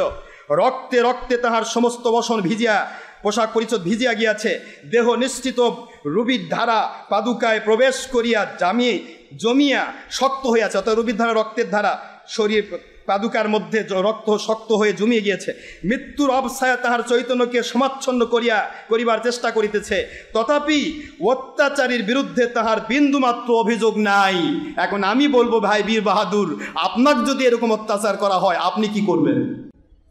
এই লেখককে বলতেছি, বা লেখকের যারা ভক্ত তাদের বলতেছি, আপনি তো ওই জায়গা কি করতেন হুঁশ ছিল না। তাহলে আখেরি নবী আপনার আমার মতো নন। দেখুন, রমণীর রূপ, গৃহস্থের ধন সম্পদ, নেতৃত্বের মর্যাদা, রাজার সিংহাসন সব কিছুকে তুচ্ছ করিয়া সেই সত্যকে তিনি জীবনের শ্রেষ্ঠতম সম্বল জ্ঞানে আশ্রয় করিয়াছিলেন। তাহাকে উপহাসিত, অবহেলিত, অস্বীকৃত দেখিয়াও ক্রোধ, ঘৃণা বা বিরক্তির একটি শব্দও তাহার মুখে উচ্চারিত হয় নাই। অভিসম্পাত করিতে অনুরুদ্ধ হইয়াও তিনি বলিলেন, না না, তাহা কখনোই সম্ভব নয়। মানে অভিসম্পাত করার তিনি অনুমতি পাইলেন। হযরত জিবরাইল এসে অভিসম্পাত করার জন্য বলেন, হুজুর আপনি খালি আদেশ করেন, এদেরকে আমি ধ্বংস করে দিচ্ছি। তবুও তিনি বলেন, না না, তাহা কখনোই সম্ভব নয়। এই পৃথিবীতে আমি ইসলামের বাহন, সত্যের প্রচারক। মানুষের দ্বারে দ্বারে সত্যের বাণী বহন করার কাজ। আমি মানুষের প্রতি ঘৃণা সৃষ্টি করার জন্য আসি নাই, এবং মানুষের উপরে কোনো প্রতিশোধ নিতে আসি নাই। সুবহানাল্লাহ জোরে বলুন। এগুলি কি আমার নবী কি আমাদের মানবীয় গুণের সাথে মিলতেছে বাবাজিরা? একটু বোঝার চেষ্টা করবেন। আবার নবী কি আমাদের মতো না তিনি তার মতো? তিনি বেমিসাল নবী। একটু বোঝার চেষ্টা করবেন। তাহলে আপনারা এখানে ভাষা বুঝলেন। রাজ্য, রাজার রাজত্ব সব থেকে তিনি কি ছিলেন? মুক্ত। কথা বলছেন না কেন? একই সাহিত্যিক পরের পৃষ্ঠায় লিখতেছে, নবী সাল্লাল্লাহু আলাইহি ওয়াসাল্লাম রাজনীতি করেছে। আগে বলল রাজত্ব, রাজার রাজত্ব সব তুচ্ছ জ্ঞান করে তিনি ইসলামের কাজ করেছেন। পরের পৃষ্ঠায় যে বলতেছেন নবী রাজনীতি করেছে, মানে রাজনীতির পক্ষে থাকা লাগবে। সাহিত্য কত রূপ লাবণ্য দিয়ে রস সিক্ত করে মিথ্যাকে সত্য, সত্যকে মিথ্যা বানানো যায়, এই জিনিসটা আমি বোঝাতে চাচ্ছি। কথা কি বুঝতে পেরেছেন আপনারা? আচ্ছা, এবার আসেন আপনারা। আর একটা কথা বলবো, সেটা হলো এখানে আমাদের কি দেখেন, এইভাবে শেষ পর্যন্ত আমি শেষ করে দিচ্ছি। সেই দিনও তাহার সহিত যুদ্ধ কামনা করিয়া খালিদের সহিত হাঙ্গামা বাধা দিল। বিজয়, মক্কা বিজয়ের ৮ম হিজরির গল্প করা হচ্ছে। ৮ম হিজরির দিনে খালিদকে লেলিয়ে দেওয়া হলো তার সাথে যুদ্ধ করার জন্য। হুজুর সাল্লাল্লাহু আলাইহি ওয়াসাল্লামের ব্যাপারে বলা হতে কি দেখেন, এইভাবে শেষ পর্যন্ত যাহারা পদে পদে আনিয়া দিল লাঞ্ছনা, অপমান, অত্যাচার, নির্যাতন, প্রত্যেক সুযোগে যাহারা হানিল বৈরিতার বিষাক্ত বাণ, শত্রুতার বিষাক্ত আপনার বাণ অর্থাৎ তীর, হযরত তাহাদের সহিত কি ব্যবহার করিলেন? জয়ীর আসনে বসিয়া ন্যায়ের তুলা দণ্ড হাতে লইয়া বলিলেন, ভাই সব, তোমাদের সম্বন্ধে আমার আর কোনো অভিযোগ নাই। আজ তোমরা সবাই স্বাধীন, সবাই মুক্ত। মানুষের প্রতি প্রেম পুণ্যে উদ্ভাসিত এই সুমহান প্রতিশোধ সম্ভব করিয়াছিল হযরতের বিরাট মনুষ্যত্ব। জোরে বলুন সুবহানাল্লাহ। এখন আপনি বলেন, যারা এত লাঞ্ছনা গঞ্ছনা দিল তারপরে হুজুর ক্ষমা করে দিলেন, এই ক্ষমা গুণটা কি আমাদের মানবিক গুণের মধ্যে আছে না নবতী গুণ? নবী আর আমরা একরকম? প্রমাণ হয়ে গেল তার কথা দিয়ে। নবী বেমেসাল, 100% তিনি মানুষ হিসেবে সৃষ্টি হয়েছেন বলেই মানব জাতি সৃষ্টির শ্রেষ্ঠ। তিনি যদি মানবীয় সৃষ্টি না হতেন, ফেরেশতা হয়ে সৃষ্টি হতেন, তাহলে ফেরেশতারা সৃষ্টির শ্রেষ্ঠ হতো। তিনি যদি জিন হতে সৃষ্টি হতেন, জিনেরা সৃষ্টির শ্রেষ্ঠ হতো। তিনি 100% মানুষ। মা বাবার ঔরস দিয়ে পৃথিবীতে এসেছেন সত্য, কিন্তু তার সৃষ্টি নৈপুণ্যতা আর আমাদের সৃষ্টি নৈপুণ্যতা কোরআন শরীফই আলাদা করেছে। জোরে বলুন সুবহানাল্লাহ। আমি আপনাদেরকে বলে দিচ্ছি, শুধু বোঝার চেষ্টা করবেন। তিনি 100% মানুষ, কিন্তু তিনি তার মতো দুনিয়াতে সৃষ্টির আর কেউ নেই। আল্লাহ পাক খলিক মালিক রব স্রষ্টা মালিক হিসেবে এক ও অদ্বিতীয়, তার মতো কেউ নেই। আর সৃষ্টি জগতের ভিতরে আখেরি নবীর মতো আর কেউ নেই, তিনি বেমেসাল। এবার আসেন, আমি রাজা নই। হুজুর সাল্লাল্লাহু আলাইহি ওয়াসাল্লাম কিন্তু খুব খেয়াল করেন, মদিনা রাষ্ট্র তৈরি করেছেন, খেলাফত বিজয় হলো, মক্কা বিজয় হলো, মক্কা বিজয় হওয়ার পর মক্কা মদিনা পুরা মধ্যপ্রাচ্য হুজুরের আওতায়, হুজুর চালাচ্ছেন খেলাফত। এই সময়ের পরেই কথা বলা হচ্ছে এটা। তিনি বলতেছেন, হুজুর সাল্লাল্লাহু আলাইহি ওয়াসাল্লাম বলেন, তোমাদের ভয়ের কোনো কারণ নেই, তোমরা কেন ভয় পাইতেছ? ভয়ের কিছুই এখানে নেই, তোমরা যত অন্যায় বিচার করেছো আমি তোমাদের মাফ করে দিয়েছি। আমি রাজা নই। দেখেন, হুজুর খলিফা ছিলেন, যদি তিনি রাজনীতি করতেন তাহলে তিনি বলতেন, আমি রাজনীতিবিদ, একজন তোমাদের নেতা। কথা বলছেন না কেন? দেখেন, সাহিত্যের ভাষায় তিনি লিখেছেন, আমি রাজা নই, আমি সম্রাট নই, মানুষের প্রভু নই, আমি এখন এমন এক নারীর সন্তান, সাধারণ শুষ্ক মাংসই ছিল যাহার নিত্যকার আহার্য, অর্থাৎ অহংকার মুক্তি। আমার নবীজির এই ভাষণ, জোরে বলুন সুবহানাল্লাহ। তাহলে তিনি খেলাফত পরিচালনা করছেন, তারপরে তিনি ঘোষণা দিচ্ছেন, আমি রাজা নই, আমি সম্রাট নই, আমি আমার আল্লাহর পক্ষ থেকে প্রতিনিধি, খেলাফত পরিচালনা করছি। জোরে বলুন সুবহানাল্লাহ।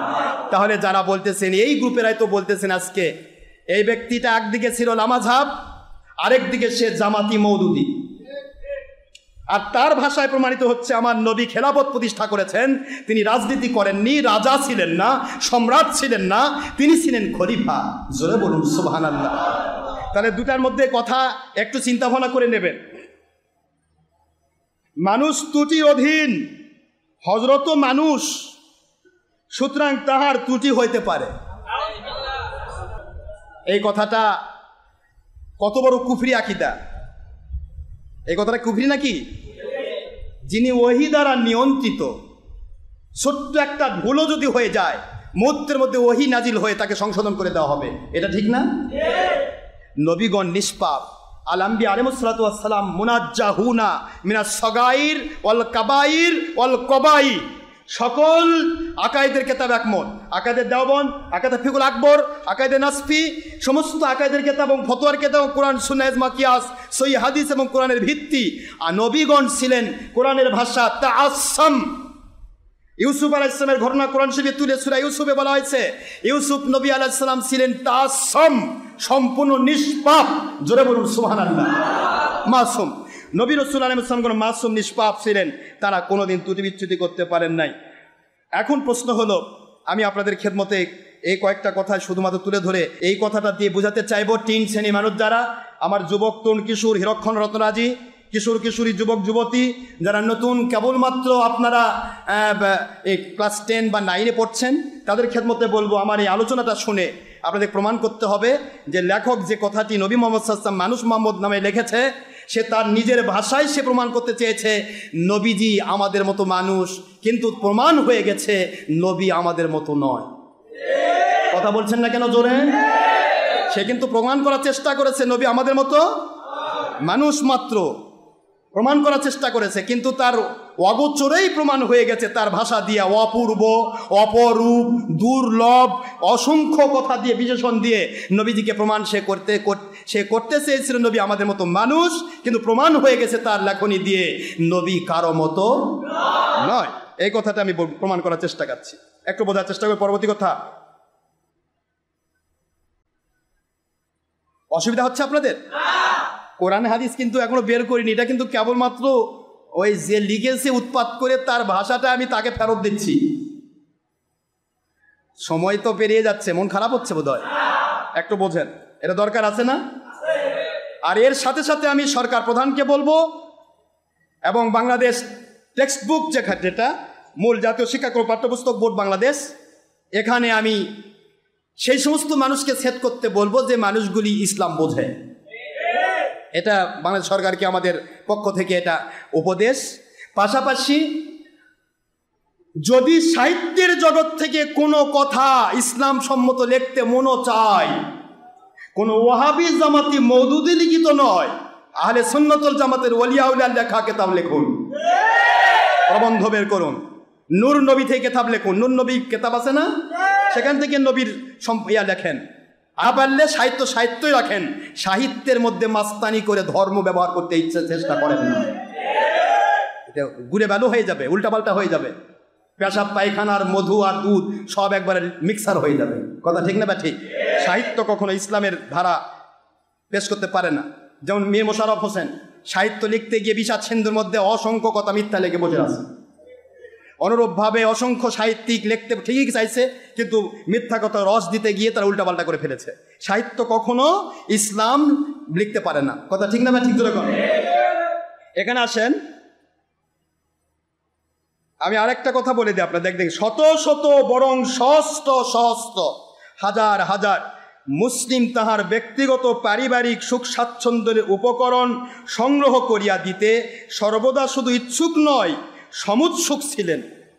হাজার হাজার মানুষ তার সুখ স্বাচ্ছন্দ্যের সব উপকরণ দেওয়ার জন্য প্রস্তুত ছিলেন। কিন্তু হযরত অর্থাৎ রাসূল পাক সাল্লাল্লাহু আলাইহি ওয়াসাল্লাম আপনাকে 10 জন মানুষের মধ্যে একজন গণনা করিলেন। সকল সঙ্গী সহচর রূপে সহোদর ভাইয়ের মতাদর্শ প্রয়াসী নেতার কর্তব্য পালন করিলেন। এইবার নেতা নিয়ে আসলো, দেখছেন? কেবল বললাম আমি রাজা নই, সম্রাট নই। আগের পৃষ্ঠায় লেখলো রাজ্য রাজত্ব সব কিছুকে হুজুর তুচ্ছ-তাচ্ছিল্য করে ইসলামকে প্রতিষ্ঠা করেছেন।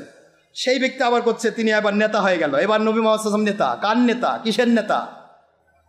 নবী হলেন সমস্ত নবী রসুলেরও সর্দার। এমনি নেতা হিন্দুও হয়।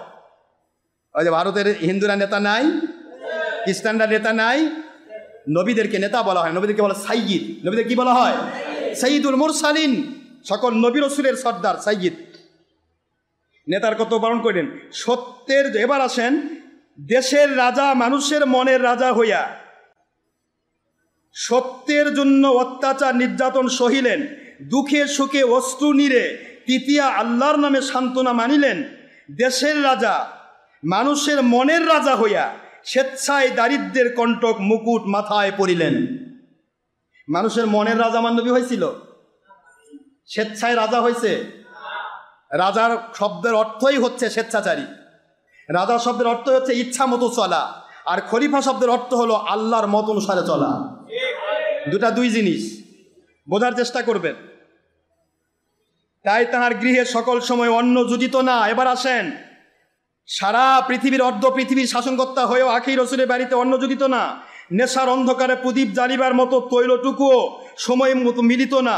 এমনই নিঃস্ব কাঙ্গালের বেশে মহানবী সাল্লাল্লাহু আলাইহি ওয়াসাল্লাম মৃত্যু রহস্যের দেশে চলিয়া গেলেন। মুহাম্মদ সাল্লাল্লাহু আলাইহি ওয়াসাল্লাম তিনি এত বড় রাজত্বের রাজ্যের একজন খলিফা হওয়ার পরেও তার বাড়িতে অন্ন জুটত না, এমনকি প্রদীপ জ্বালাবার তেল জুটত না। আজকের যারা মাত্র বাংলাদেশের মতো বা ছোট একটা দেশের অধিকারী, তাদের বাড়িতে কি এরকম ব্যবস্থা কোথাও আছে? তাহলে আমার নবী আর বর্তমান সময়ে কোনো নেতা নেত্রী নবীর সাথে কোনো তুলনা আছে? তাহলে প্রমাণ হয়ে গেল তার ভাষা দিয়ে আমার নবী কারো মতো। নেতৃত্বের জগতেও তিনি আলাদা। সকল দিক থেকে, কোনো দিক থেকে আমার নবীকে আপনি কারোর সাথে মিল করতে পারবেন না। আমি প্রমাণ করবো কোরআন সুন্নাহ দিয়ে। আগে আমি সাহিত্যের ভাষাটা শেষ করি। তিনি খলিফা, অথচ কাঙ্গালের বেশে নিঃস্ব হয়ে তিনি মৃত্যু মুখে পতিত হলেন। নাউজুবিল্লাহি মিন যালিক। অথচ আমার নবী হলেন দোজাহানের বাদশাহ। দোজাহানের জোরে কর না কেন? সাকারাতে মাউতের কি যে যন্ত্রণা, সাত সাগরের পানি দিলেও তৃষ্ণা মিটবে না। সাকারাতে মাউতের কি যে যন্ত্রণা, সাত সাগরের পানি দিয়েও তৃষ্ণা মিটবে না। কাউসারের পানি দিলেন শাহে মদিনা, কাউসারের পানি দিলেন শাহে দুজাহান। ভালো যদি বাসতে হয় নবীকে বাসুন, ভালো যদি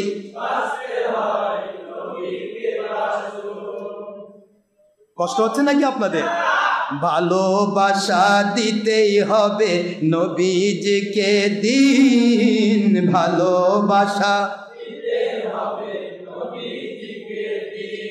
নবী তরানিওয়ালা, নবী বাঁচানিওয়ালা, আল্লাহর হুকুমে নবী কিয়ামতের বিপদ থেকে তরানিওয়ালা, আল্লাহর হুকুমে নবী কিয়ামতে জাহান্নাম থেকে বাঁচানিওয়ালা।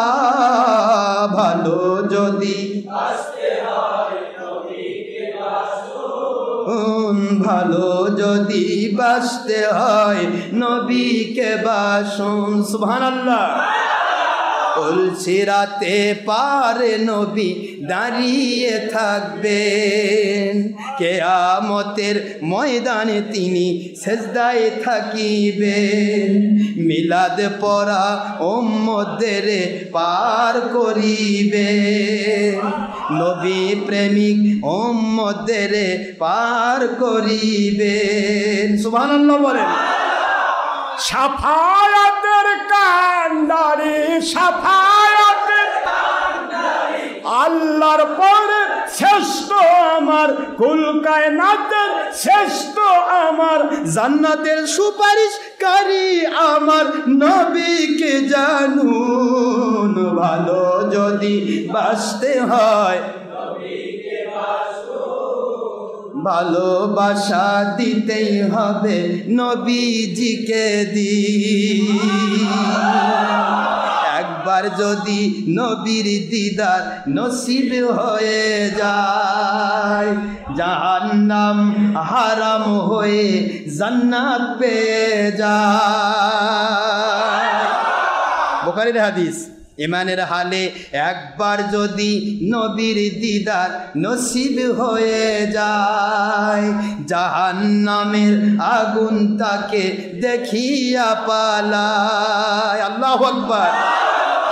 ওই নবীজির জন্য আমরা, ওই নবীজির জীবন দিয়ে দিন।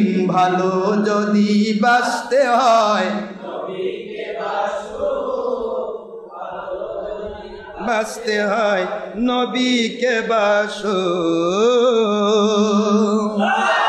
নবীর ভালোবাসা ঈমান কোরআন পাকে কয়, ঈমানদার ব্যক্তি জান্নাতি হাদিস পাকে কয়।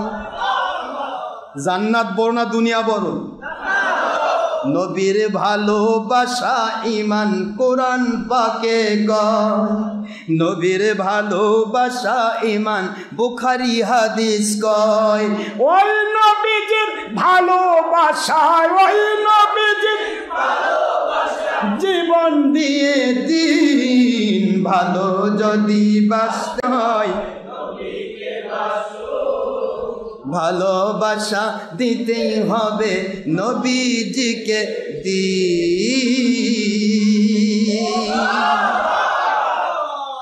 বাবাজি, নবী জান্নাতে দিচ্ছে, জান্নাতের দৃষ্টান্ত আরদুহা কাদিস সামাওয়াতি ওয়াল আরদ, আসমান জমিনের মধ্যে ফাঁকা জায়গাটা পুরাটা হবে একজন মুমিনের জান্নাত।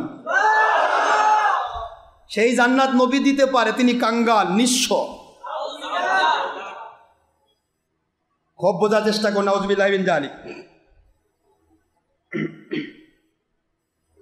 এবার আসেন, যিনি বিশ্ব মানবের জন্য আপনাকে বিলায় দিলেন, নিজেকে বিলায় দিলেন, তিনি আজ চলিয়া গেলেন। সাধনার পথে শত্রুর আঘাতকে যিনি অম্লান বদনে সহিলেন, হায় সেই দয়ার নবী, মানুষের মঙ্গল বহিয়া আনিবার অপরাধে প্রস্তর ঘায়ে যাহার দাঁত ভাঙ্গিয়াছিল, প্রশস্ত ললাট রুধি রক্ত হইয়াছিল, রক্তে রঞ্জিত হয়েছে। আর সেই আহত জর্জরিত মুমূর্ষতার সাথেও যিনি শত্রুকে প্রেম ভরে আশীর্বাদ করিয়াছিলেন, তিনি দোয়া করেছিলেন, কখনো বদদোয়া করেন নাই। তিনি আজ জীবন নদীর ওপারে চলিয়া গেলেন। দুই বেলা পূর্ণ উদর করে পরিপূর্ণ উদরে আহারও যাহার ভাগ্যে হয় নাই, ভাগ্যে বলে হয় নাই। আরে খান নাই বেটা, আমাদের দেখানোর জন্য, ছিনানের জন্য, শিখানের জন্য। নবীর ভাগ্যে হয় না তো তুরই ভাগ্যে হয়েছে না? ভাগ্যে হয় নাই। যার জান্নাত, তিনি সারা দুনিয়ার মানুষকে জান্নাত দিচ্ছেন, আর তার ভাগ্যে দুনিয়ার সম্পদ নাই, না খাওয়ার নাই। ত্যাগ ও তিতিক্ষার মূর্ত প্রকাশ মহানবী আজ চলিয়া গেলেন। বিবি আয়েশার মর্ম ছেঁড়া এই বিলাপ সমস্ত মানুষের সমগ্র বিশ্বের শুধু সত্য সাধনায় নয়, শুধু ঊর্ধ্ব লোকচারী মহাব্রতির তত্ত্বাস অনুসন্ধানে নয়, মানুষের সঙ্গে মানুষের ব্যবহারে হযরত মুস্তাফা ইতিহাসের একটি অত্যন্ত অসাধারণ চরিত্র। আসেন, অসাধারণ চরিত্র, সাধারণ কারো মত নয়। বানাতে চাচ্ছে নবী আমাদের মতো, কিন্তু হয়ে যাচ্ছে নবী নবীর মতো। ত্যাগ, প্রেম, সাধুতা, সৌজন্য, ক্ষমা, তিতিক্ষা, সাহস, শৌর্য, অনুগ্রহ, আত্মবিশ্বাস, তীক্ষ্ণ দৃষ্টি ও সমদর্শন চরিত্র সৌন্দর্যে এতগুলি দিকের সমাহার ধুলোমাটির পৃথিবীতে বড় সুলভ নয়, অত্যন্ত দুর্লভ। তাই মানুষের একজন হয়েও তিনি দুর্লভ। মানুষের একজন হয়েও তিনি দুর্লভ, মানে যা লাভ করা সম্ভব না। এটাও আমাদের কারো মতো নয়, আমাদের অতি আপনজন হয়েও তিনি অনুকরণীয়, বরণীয়। এখন প্রশ্ন আপনাদের কাছে আমি বলবো, যতগুলি কথা এই সাহিত্য থেকে আমি বুঝালাম, এই সাহিত্যের ভাষাটা হলো মরুভাস্কর। এই স্থান থেকে আমি যেটা বোঝাতে চাইলাম যে প্রথমে তিনি ব্যবহার করেছেন নবী মানুষ মাত্র, কিছু তিনি মানুষ ছাড়া কিছু নয়, মানুষ বই কিছু নয়, মানুষ মাত্র। আমি তোমাদের মতো মানুষ মাত্র। আমাদের মতো মানুষ বানাতে গিয়া তার লেখনীর ধারায় তার প্রত্যেকটা ভঙ্গিমার মধ্যে প্রকাশিত হয়েছে নবী কারো মতো। তিনি অসাধারণ, তিনি দুর্লভ, তিনি অপরূপ। কি ভাষাগুলি আসছে তো? তিনি অপূর্ব। ভাষাগুলি প্রমাণ করে সাহিত্যিক যদিও আমার নবীকে 3 শ্রেণীর মানুষকে বা সাধারণ মানুষকে ধোঁকা দিয়ে, তার জামাতি মওদুদি মার্কা, ওহাবি খারেজি মার্কা আকীদা ঢুকে দিয়ে নবী আমাদের মতো মানুষ মরে গেছেন, হায়াতুন নবী নয় ইত্যাদি প্রচার করার চেষ্টা করেছে। কেউ তার ভাষাগত, সে বুঝুক আর না বুঝুক, তার ভাষার মধ্য দিয়েই আমার নবীকে বৈপরীত্য প্রমাণ হয়েছে নবী কারো মতো। মাশাআল্লাহ, প্রমাণিত হলো। আপনারা যার কথাতে আমি তাকেই প্রমাণ করলাম যে আমার নবী কারো মতো নয়। এখন আমরা কোরআনের ভাষায় কয়েকটা কথা বলে আমি শেষ করব। নবীকে আমাদের মতো কারা বলতো? প্রথম কথা, কষ্ট হবে নাকি আপনাদের? কষ্ট হবে না তো? আচ্ছা, আমি এক কথায় কোরআনের ভাষায় কয়েকটা কথা বলে শেষ করে দিই। যদিও আমার সময় লেগে যাচ্ছে, তারপরেও আমাকে বলতে হবে। এতক্ষণ তো সাহিত্য বলা হলো, যে কেতাবপত্র হাদিস না দেই তাহলে তো আপনারা বলবেন যে হুজুর কি বললো এতক্ষণ। সারা পৃথিবী লাইভ হচ্ছে, কথা কষ্ট হচ্ছে নাকি? নাকি ও নামাজের সময় পার হয়ে যাচ্ছে? মাশাআল্লাহ। এখন আপনারা একটা কথা বোঝেন,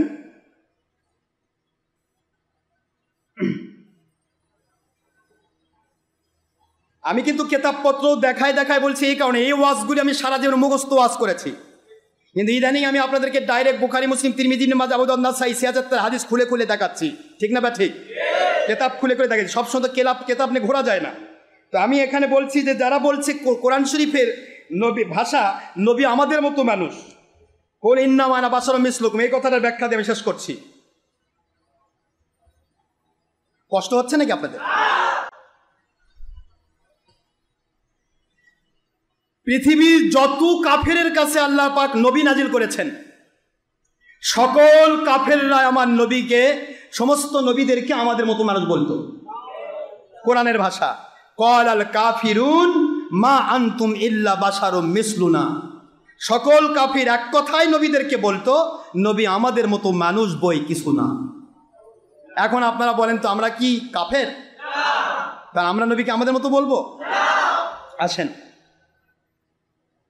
আদ জাতি, সামুদ জাতি সবাই কি বলতো? ইন আনতুম ইল্লা বাশারুম মিসলুনা।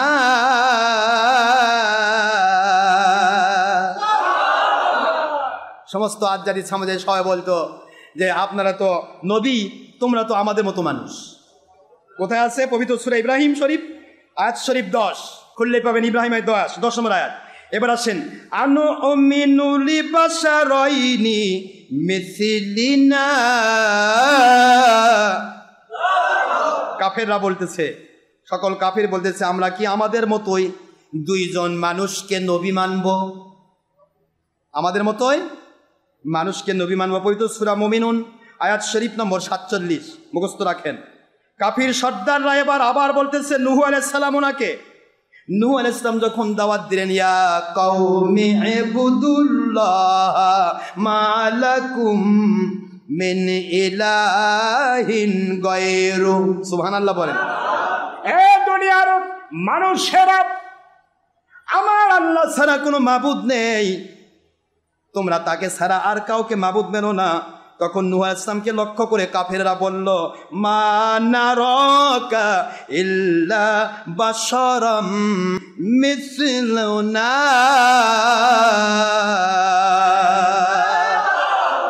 আমরা তো তোমাকে একজন মানুষ ছাড়া কিছু দেখতেছি না, এটা সাধারণ মানুষ, আমাদের মতোই তুমি একটা মানুষ, তোমাকে কেন আমরা নবী মানবো? নাউজুবিল্লাহ জোরে কোন।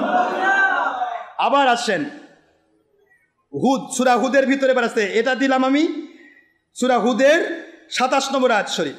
এবার সালেহ আলাইহিস সালামকে কাফেররা কি বলল? মা আনতা ইল্লা বাশারুম মিসলুনা। ও সালেহ নবী আলাইহিস সালাম, আপনি বলতেছেন আপনি আল্লাহর নবী, কিন্তু আপনি আমাদের মতো মানুষ ছাড়া কিছুই না। সবাই কিন্তু কাফের, সবাই কি কাফের। এবার আসেন হুদ আলাইহিস সালামকে তার জাতি আদ কি বলল? মা হাদা ইল্লা বাশারুম মিসলুকুম ইয়াকুলু মিম্মা তাকুলুনা মিনহু ওয়া ইয়াশরাবু বিমিম্মা তাশরাবুন। এবার হুদ আলাইহিস সালামকে তার জাত আদ বলতেছে, তার জাতি আদ, তারা বলতেছে আমরা এমন নবী মানতি না যে আমাদের মতোই খায় পানাহার করে, আমাদের মতো সেম মানুষ, আমরা তাকে নবী মানি না। নাউজুবিল্লাহ জোরে বলেন।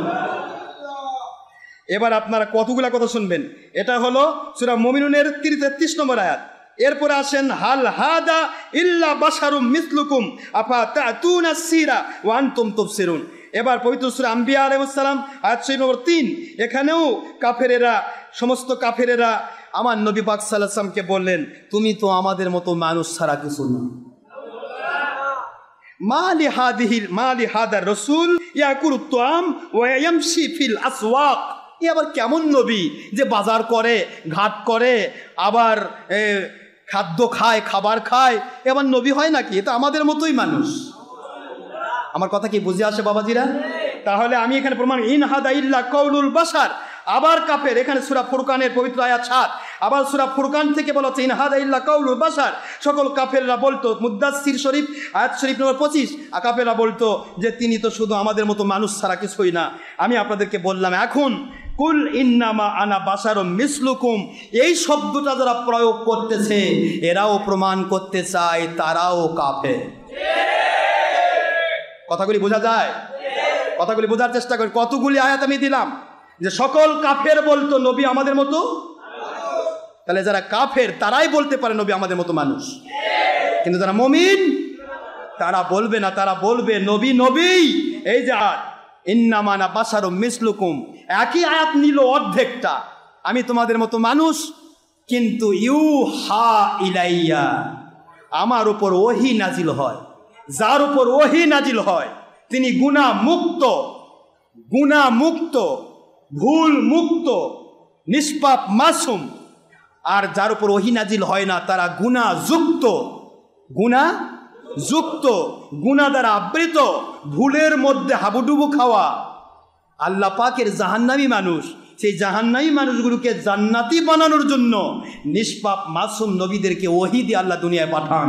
ওহী নাজিল যখনই হবে তখন আর তিনি কারো মতো থাকবেন না, তিনি তার মতো। জোরে বলুন সুবহানাল্লাহ। আপনারা কি বুঝলেন আমার কথা? তাহলে নবীকে আমাদের মতো যারা বলতে চাচ্ছে, তারা এরা কি বোঝাতে চাচ্ছে? এরা কি আসলেই মুমিন মুসলমান নাকি কাফেরদের অনুসারী?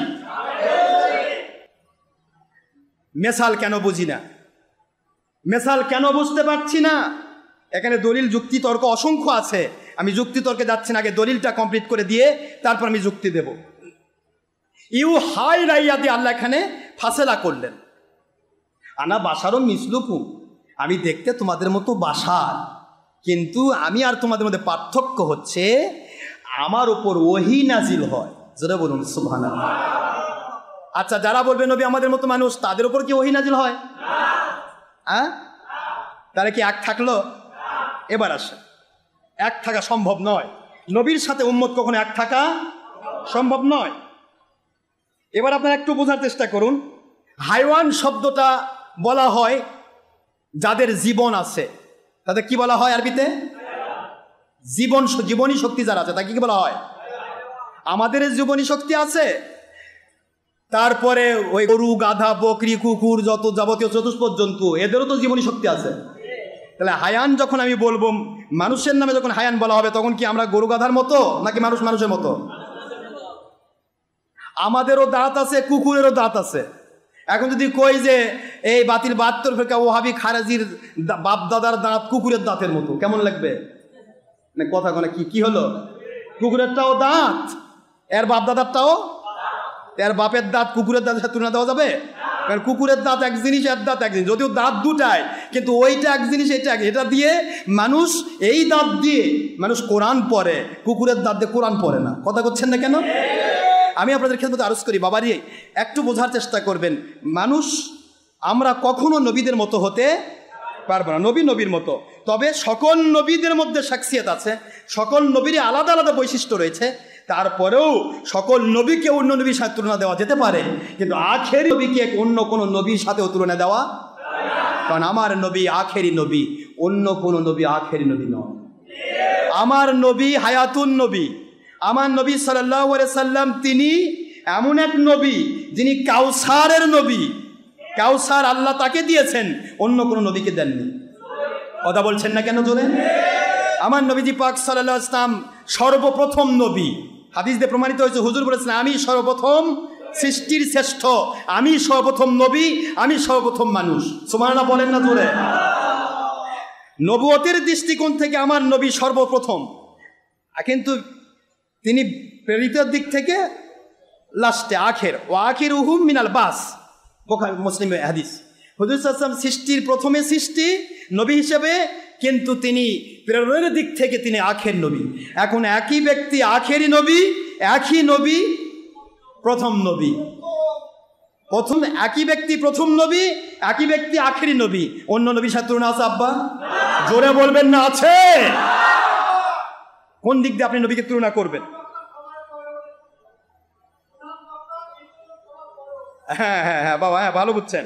প্রধান বক্তা লাস্টে ওঠে, ঠিকই আছে। তো আমার নবী প্রধানের মধ্যে ওই বেঈমানরাও কয় না যে আমার নবী প্রধান না, ওরাও স্বীকার করে আখেরি নবী শ্রেষ্ঠ নবী, তারপরে আর কোনো শ্রেষ্ঠত্ব আর কারো নেই, প্রমাণ করে। কিন্তু এরা বলে ঠিকই, কিন্তু প্রমাণে বলে আমাদের মতো মানুষ। আপনারা বলেন তো এই আয়াত কোথায় নাজিল হয়েছে? কুল ইন্নামা আনা বাশারুম মিসলুকুম ইউহা ইলাইয়া আন্নামা ইলাহুকুম ইলাহুম ওয়াহিদ। এই আয়াতটা কোথায় নাজিল হয়েছে? মক্কায়। এবার মদিনার একটা আয়াত দেই আমি, ইয়া নিসাআন নবী লাস্তুন্না কা আহাদিন মিনান নিসা।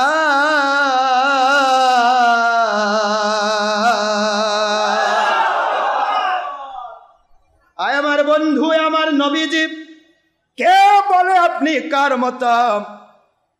আমি আপনাকে এই কথা বোঝাতে চেয়েছি, আপনার ওই হাত মরক দিয়ে আঙ্গুলের ইশারা দিয়ে অনশাক্কাল কমার, চাঁদকে দ্বিখণ্ডিত করেছেন। চাঁদ দ্বিখণ্ডিত করা এটা মানুষের কাজ না, আল্লাহর কাজ। আপনি আল্লাহর হুকুমে আপনার আঙ্গুল দিয়ে চাঁদ দ্বিখণ্ডিত করেছেন। আপনার আঙ্গুল দিয়ে ডুবন্ত সূর্যকে আসরের নামাজে রক্ত করেছেন, সুবহানাল্লাহ বলেন। কিন্তু চন্দ্র সূর্য তো আল্লাহর নিয়ন্ত্রণাধীন। এই কথাগুলি কাজগুলি দেখে দুনিয়ার কাফেরেরা, মুশরিকেরা বা মুসলমান কেউ যেন মনে না করে আপনি আল্লাহর অংশ হয়ে গেছেন, নাউজুবিল্লাহ। আপনি আল্লাহ হয়ে গেছেন, আল্লাহর পুত্র হয়ে গেছেন, নাউজুবিল্লাহ।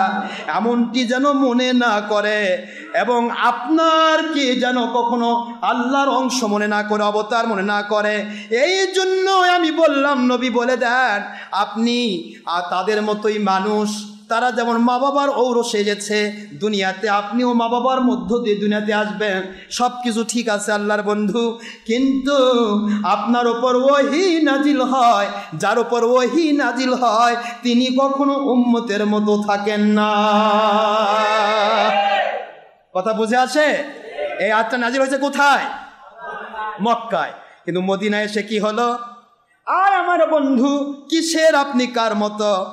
আমি ওই আয়াতগুলির হুকুমকে বাতিল করার জন্য এবার আমি প্রমাণ দিচ্ছি, যেই মহিলাগুলো আপনার সাথে বিবাহ বৈবাহিকতার সূত্রে আবদ্ধ হলো, বিবাহে আবদ্ধ হলো, ইয়া নিসা আন-নবী, আমার নবীর স্ত্রীগণ আলাইহিন্নাস সালাম, আপনারা কখনো ইয়া নিসা আন-নবী, আয় আমার নবীর স্ত্রীগণ, লাস্তুন্না, নেভার, কখনো নন আপনারা, লাস্তুন্না কা আহাদিম মিনান নিসা, দুনিয়ার অন্য কোনো উম্মত মহিলার মতো আমার নবীর স্ত্রীগণ কখনোই নয়। কারণ তিনি আমার নবীর স্ত্রী। আমার নবীর স্ত্রীগণ তারা নবী নন। নবীর স্ত্রী কি নবী? নবীর স্ত্রীগণ আমার নবী সাল্লাল্লাহু আলাইহি ওয়াসাল্লাম ওনার স্ত্রী হওয়ার মর্যাদা লাভ করার কারণে উম্মতের কোনো মহিলা তাদের মতো কখনোই নয়, বা তারা অন্য কোনো মহিলার মতো নন। মরিয়ম আলাইহিস সালামের জন্য বলা হয়েছে লাইসাদ যাকারু কাল উনসা, আয় আমার হান্না বিনতে ফাকুর, আপনাকে যে মরিয়ম নামে মেয়েটি দান করলাম, এই মেয়ে পৃথিবীর কোনো পুরুষের মতো নয়, কোনো পুরুষ এ মহিলার মতো নয়। সুবহানাল্লাহ বলবেন না তো? এখন বলেন তো বাবা, নবী আমাদের মতো না? নবীর স্ত্রী নবীর উম্মতের মতো নয়, আর আখেরি নবী নবীদের নবী তিনি আমাদের মতো। কি বলেন, কথা বলছেন না কেন? এই কথাগুলি না বুঝলে বোঝানো সম্ভব নয়। সহিহ বুখারী মুসলিমের হাদিস দিয়ে আপনাদেরকে একটা কথা বলে দেই। বুখারী মুসলিমের হাদিস, হুজুর সাল্লাল্লাহু আলাইহি ওয়াসাল্লাম বলেছেন এক কথায়, লাস্তু কা আহাদিম মিনকুম, আমি তোমাদের কারো মতো কখনো নই। আচ্ছা আপনারা বলেন তো, কোরআন নাজিল হয়েছে কার উপর? তো কোরআনের ওই আয়াতের সাক্ষীয়ত যদি হতো নবী আমাদের মতো মানুষ, তাহলে আমার নবী বুখারী হাদিসেও বলতেন আমি তোমাদের মতো মানুষ। হুজুর বলতেছেন কি আমি তোমাদের কারো মতো? তার কি নবী কোরআন বোঝে না? না কথা কোনো কি হলো? নাউযুবিল্লাহি মিন যালিক, আমার নবী কি কোরআন বোঝেন না? যেই নবীর উপর কোরআন নাজিল হলো সেই নবীজি বলতেছেন আমি তোমাদের কারো মতো নয়। বুখারী মুসলিমের হাদিস। আবার হুজুর বলতেছেন আইয়ুকুম মিসলি, কে আছো তোমরা আমার মতো? ইন্নী আবিতু ইউতিমুনি রব্বি ওয়াসকিন, আমার আল্লাহ পাক আমাকে দয়া করে খাওয়ান, না খাইলেও আমার পেট ভরে। জান্নাতি খাবার আমার ভিতর আসে। সুবহানাল্লাহ বলবেন না? কে আছো তোমরা আমার মতো যারা জান্নাতি খাবার পেটের মধ্যে পাও? কে আছো তোমরা আমার মতো আমি 3 দিন 5 দিন 7 দিন অনাহারে থাকতে পারি? তোমরা কি পারো? বাবাজিরা, আল্লাহর হাবিব সাল্লাল্লাহু আলাইহি ওয়াসাল্লামকে কোনো দিক থেকেও কারো মতো মনে করা যাবে না। এই কথাগুলি বললে দিন রাত 24 ঘন্টা শেষ হবে না। তবে আমি এক কথাই বলে দিচ্ছি, পরবর্তীতে আমি বলবো, হাদিস দিয়ে প্রমাণ করব নবী আমাদের কারো মতো কখনো নয়। তবে এখানে একটা জিনিস আমরা প্রমাণ করতে চাই, নবীজি পাক সাল্লাল্লাহু আলাইহি ওয়াসাল্লাম কেমনে কিভাবে আমাদের মতো হতে পারেন। মেসাল বোঝেন তো আপনারা? বোঝেন না মেসাল? ইসলামী শরীয়ত 2টা ভাগে বিভক্ত, প্রত্যেকটা জিনিস হাকিকত আর মাজাজ। হুজুর সাল্লাল্লাহু আলাইহি ওয়াসাল্লাম বললেন আনা বাশারুম মিসলুকুম ফিস সুরত, কোরআনের দৃষ্টিকোণ থেকে সুরতান মাজাজি আমি তোমাদের মতো মানুষ। লাস্তু কা আহাদিম মিনকুম ফিল হাকিকত, হাকিকতে আমি তোমাদের কারো মতো নই। আনা হাবিবুল্লাহ, আল্লাহর বন্ধু। আমি আল্লাহর বন্ধু। আমাকে আল্লাহ আগে অ্যাডভান্স কাউসার দান করেছেন।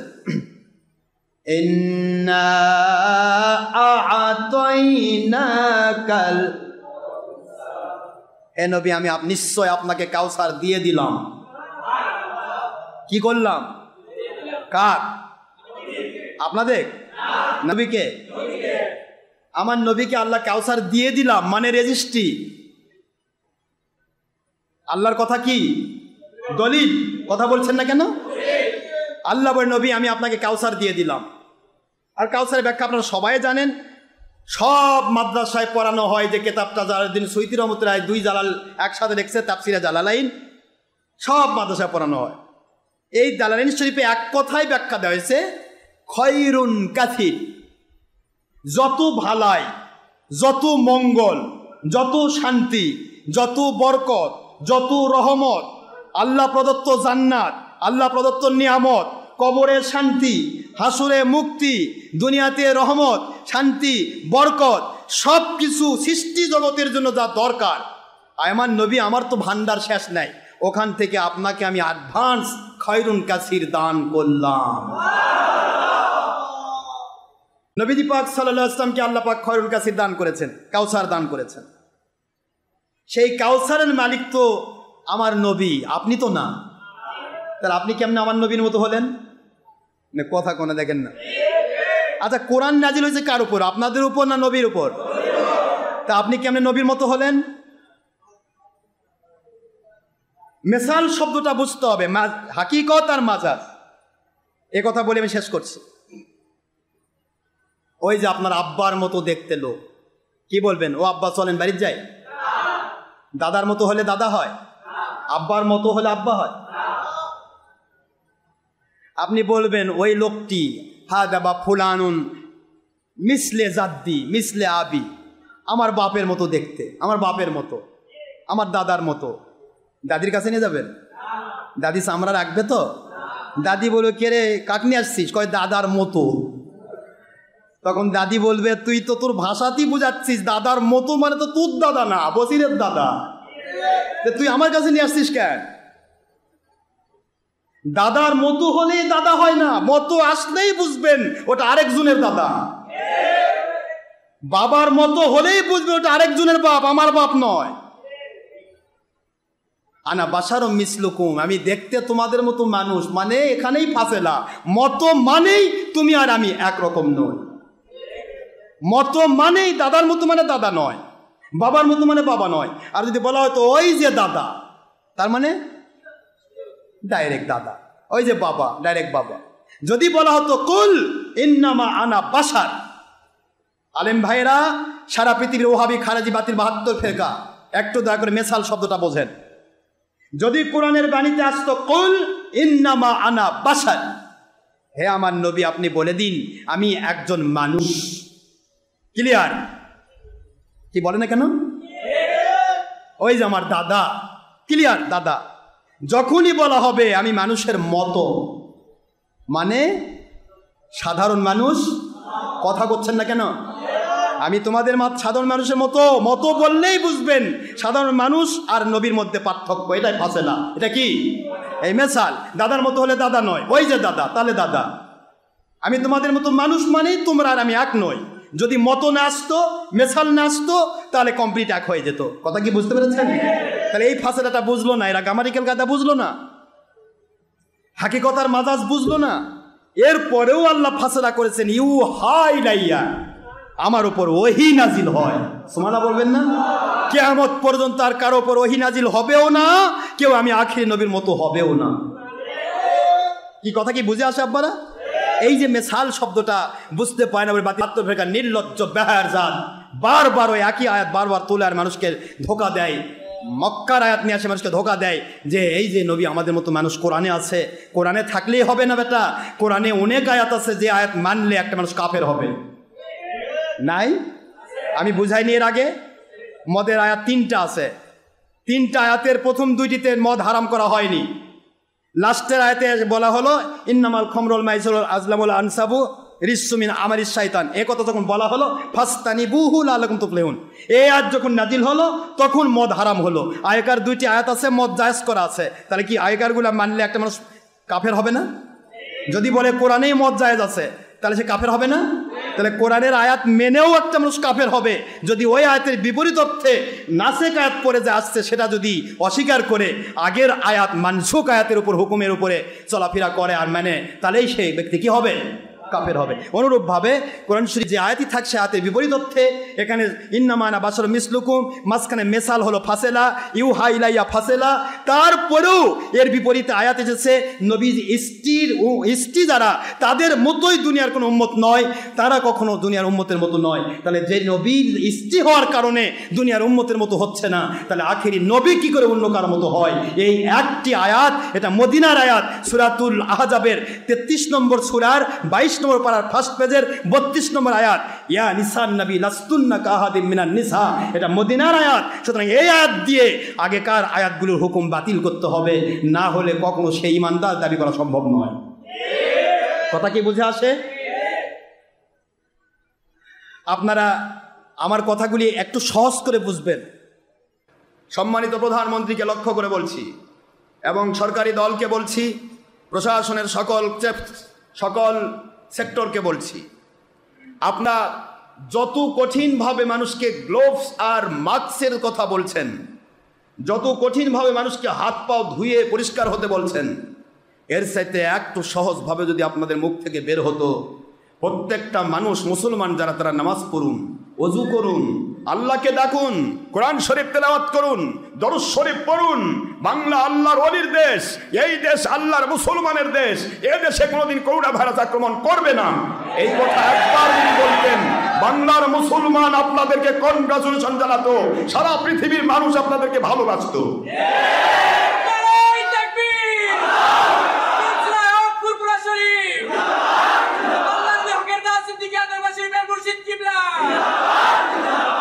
কিন্তু বলতে পারলেন না।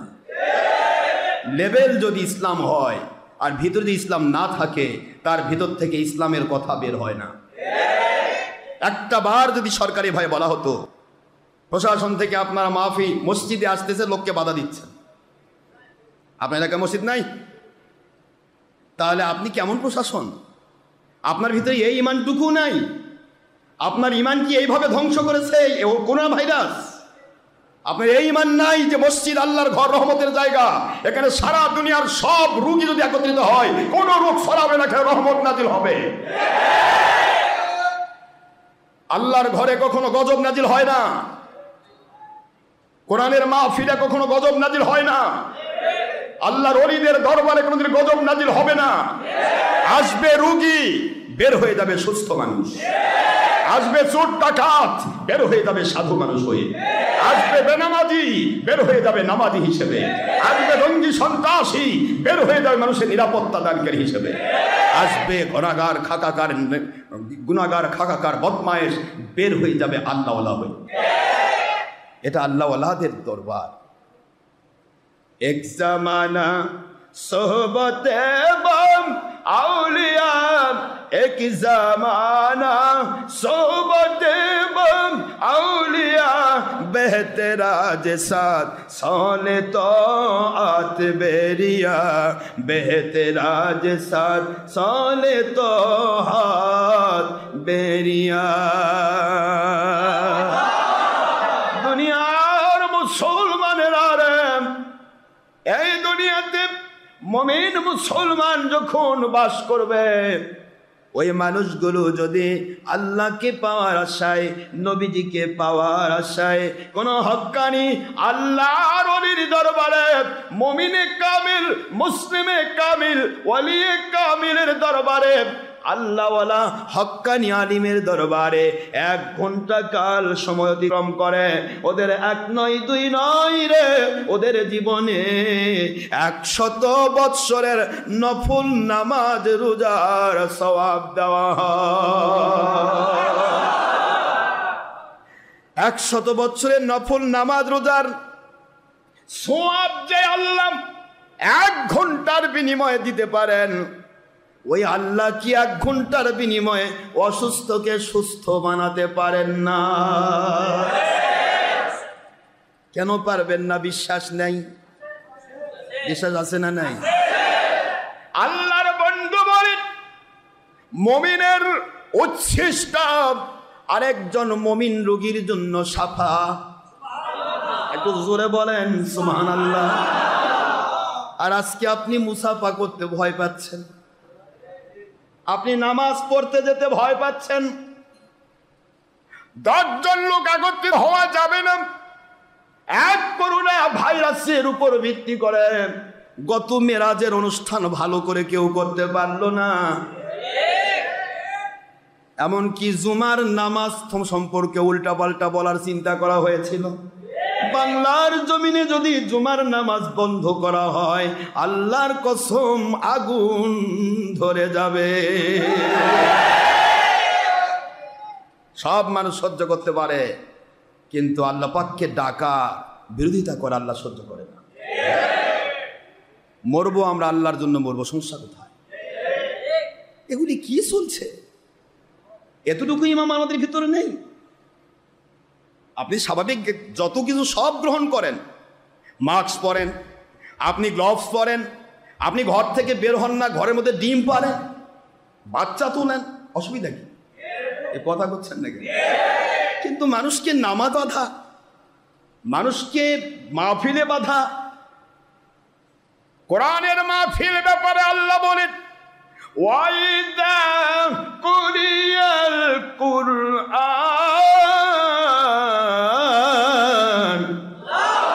ফাসতামিউ লাহু ওয়া আনসিতু লাআল্লাকুম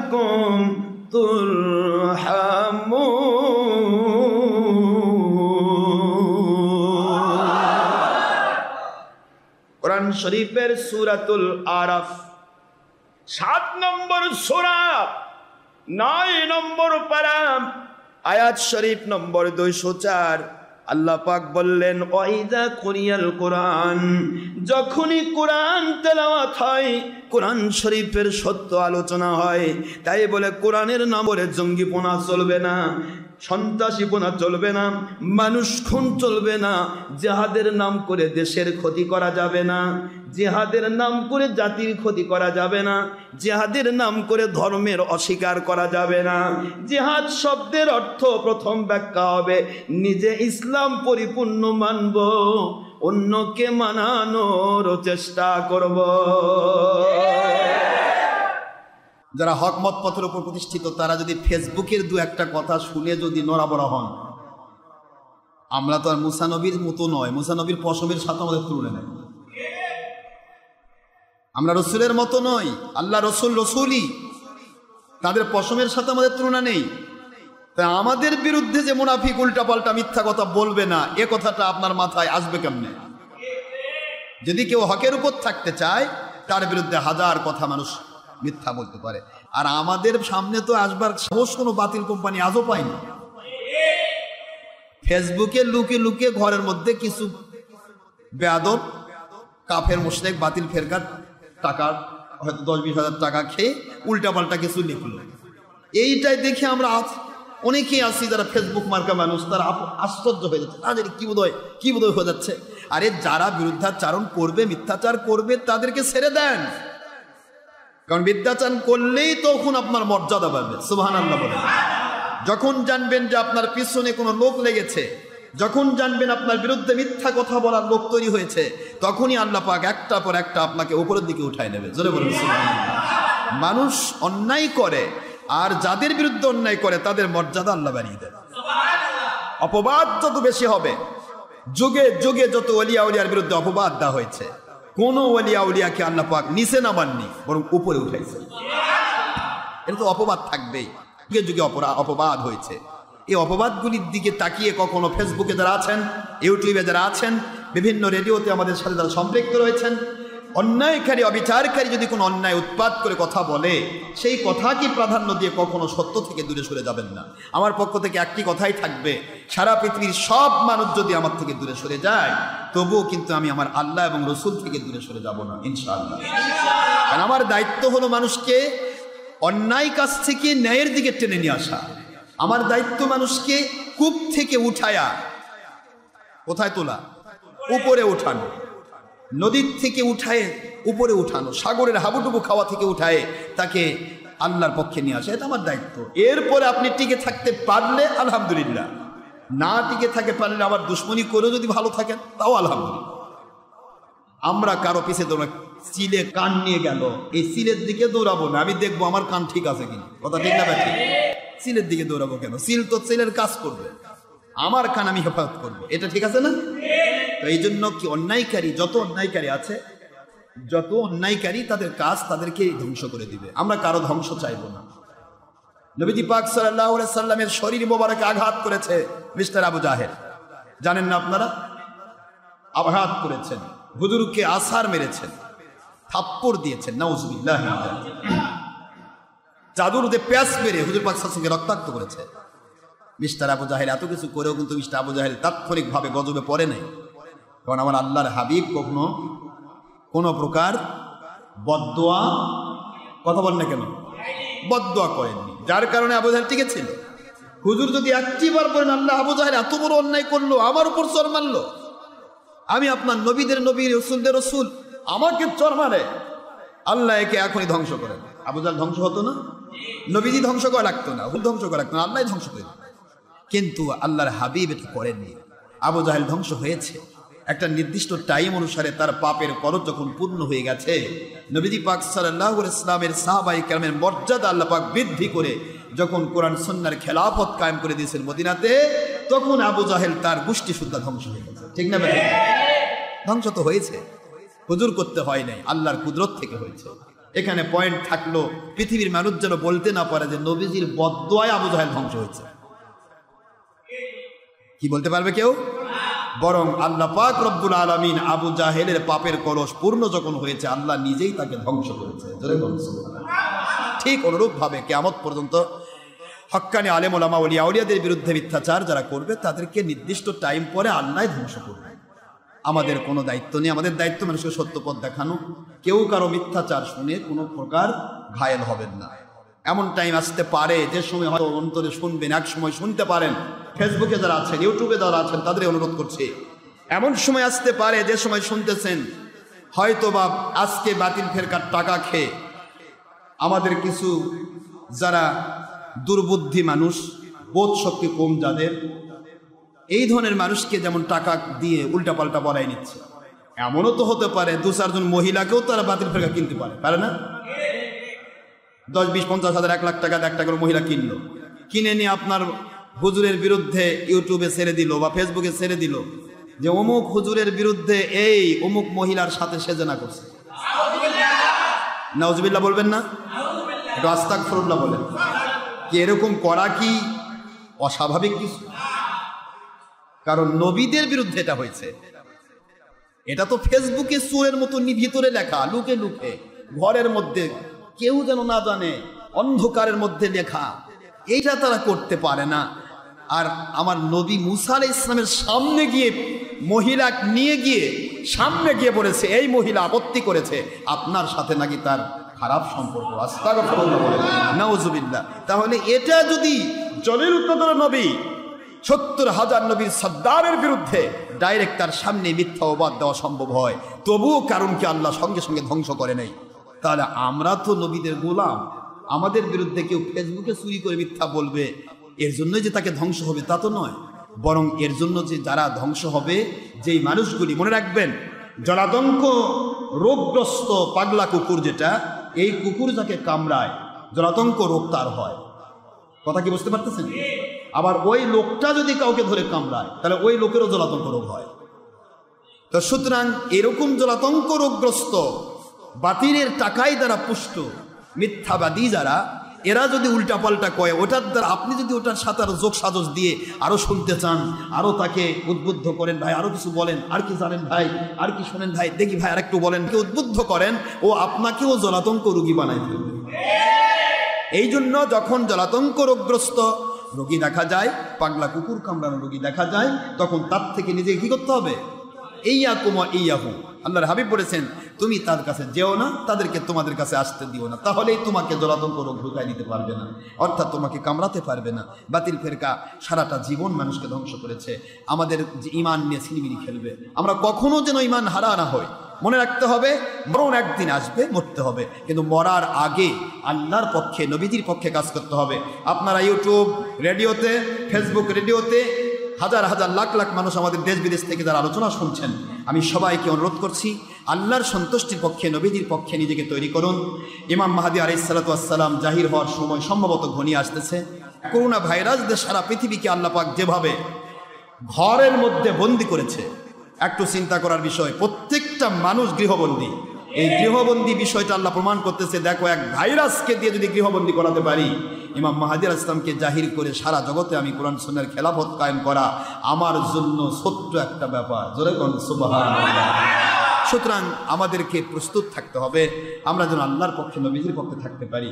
সারা পৃথিবীর কত বড় পাওয়ারফুল দেশগুলো, আমেরিকা কত পাওয়ারফুল দেশ, ব্রিটেন কত পাওয়ারফুল দেশ, জার্মানি কত উন্নত দেশ, উন্নয়নশীল দেশ, চীন, যে চীন সারাটা পৃথিবী দখল করেছে, গোটা পৃথিবীর সকল পণ্য দ্রব্যের বাজারে চীন দখল করেছে। চীনের এমন কোনো পণ্য নাই, পৃথিবীর এমন কোনো দেশ নেই।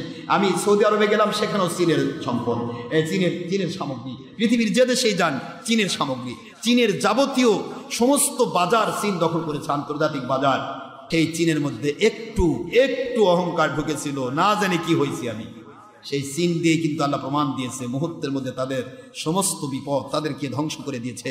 মুহূর্তের মধ্যে আল্লাহ পাক তাদেরকে করোনা ভাইরাসের মতো একটা ভাইরাস দিয়ে তাদের সমস্ত অহংকারকে চূর্ণ বিচ্ছিন্ন করে দিয়েছে। ঠিক না বেলিং করে? তো পৃথিবীতে আল্লাহ পাক এইভাবেই অন্যায়কারীদের অন্যায়ের বিরুদ্ধে আল্লাহ পাক রব্বুল আলামিন এইভাবে অন্যায়ের বিরুদ্ধে আল্লাহর কুদরতি কাজ করবে। দুনিয়ার কেউ অন্যায়ের বিরোধিতা করে কোনো দিনও আল্লাহ পাক রব্বুল আলামিনের সন্তুষ্টির বাইরে থাকে না। আমরা অন্যায়ের বিরুদ্ধে থাকবো, ন্যায়ের পক্ষে থাকবো, তাহলে আমরা আল্লাহর সন্তুষ্টি পাবো, নবীর সন্তুষ্টি পাবো।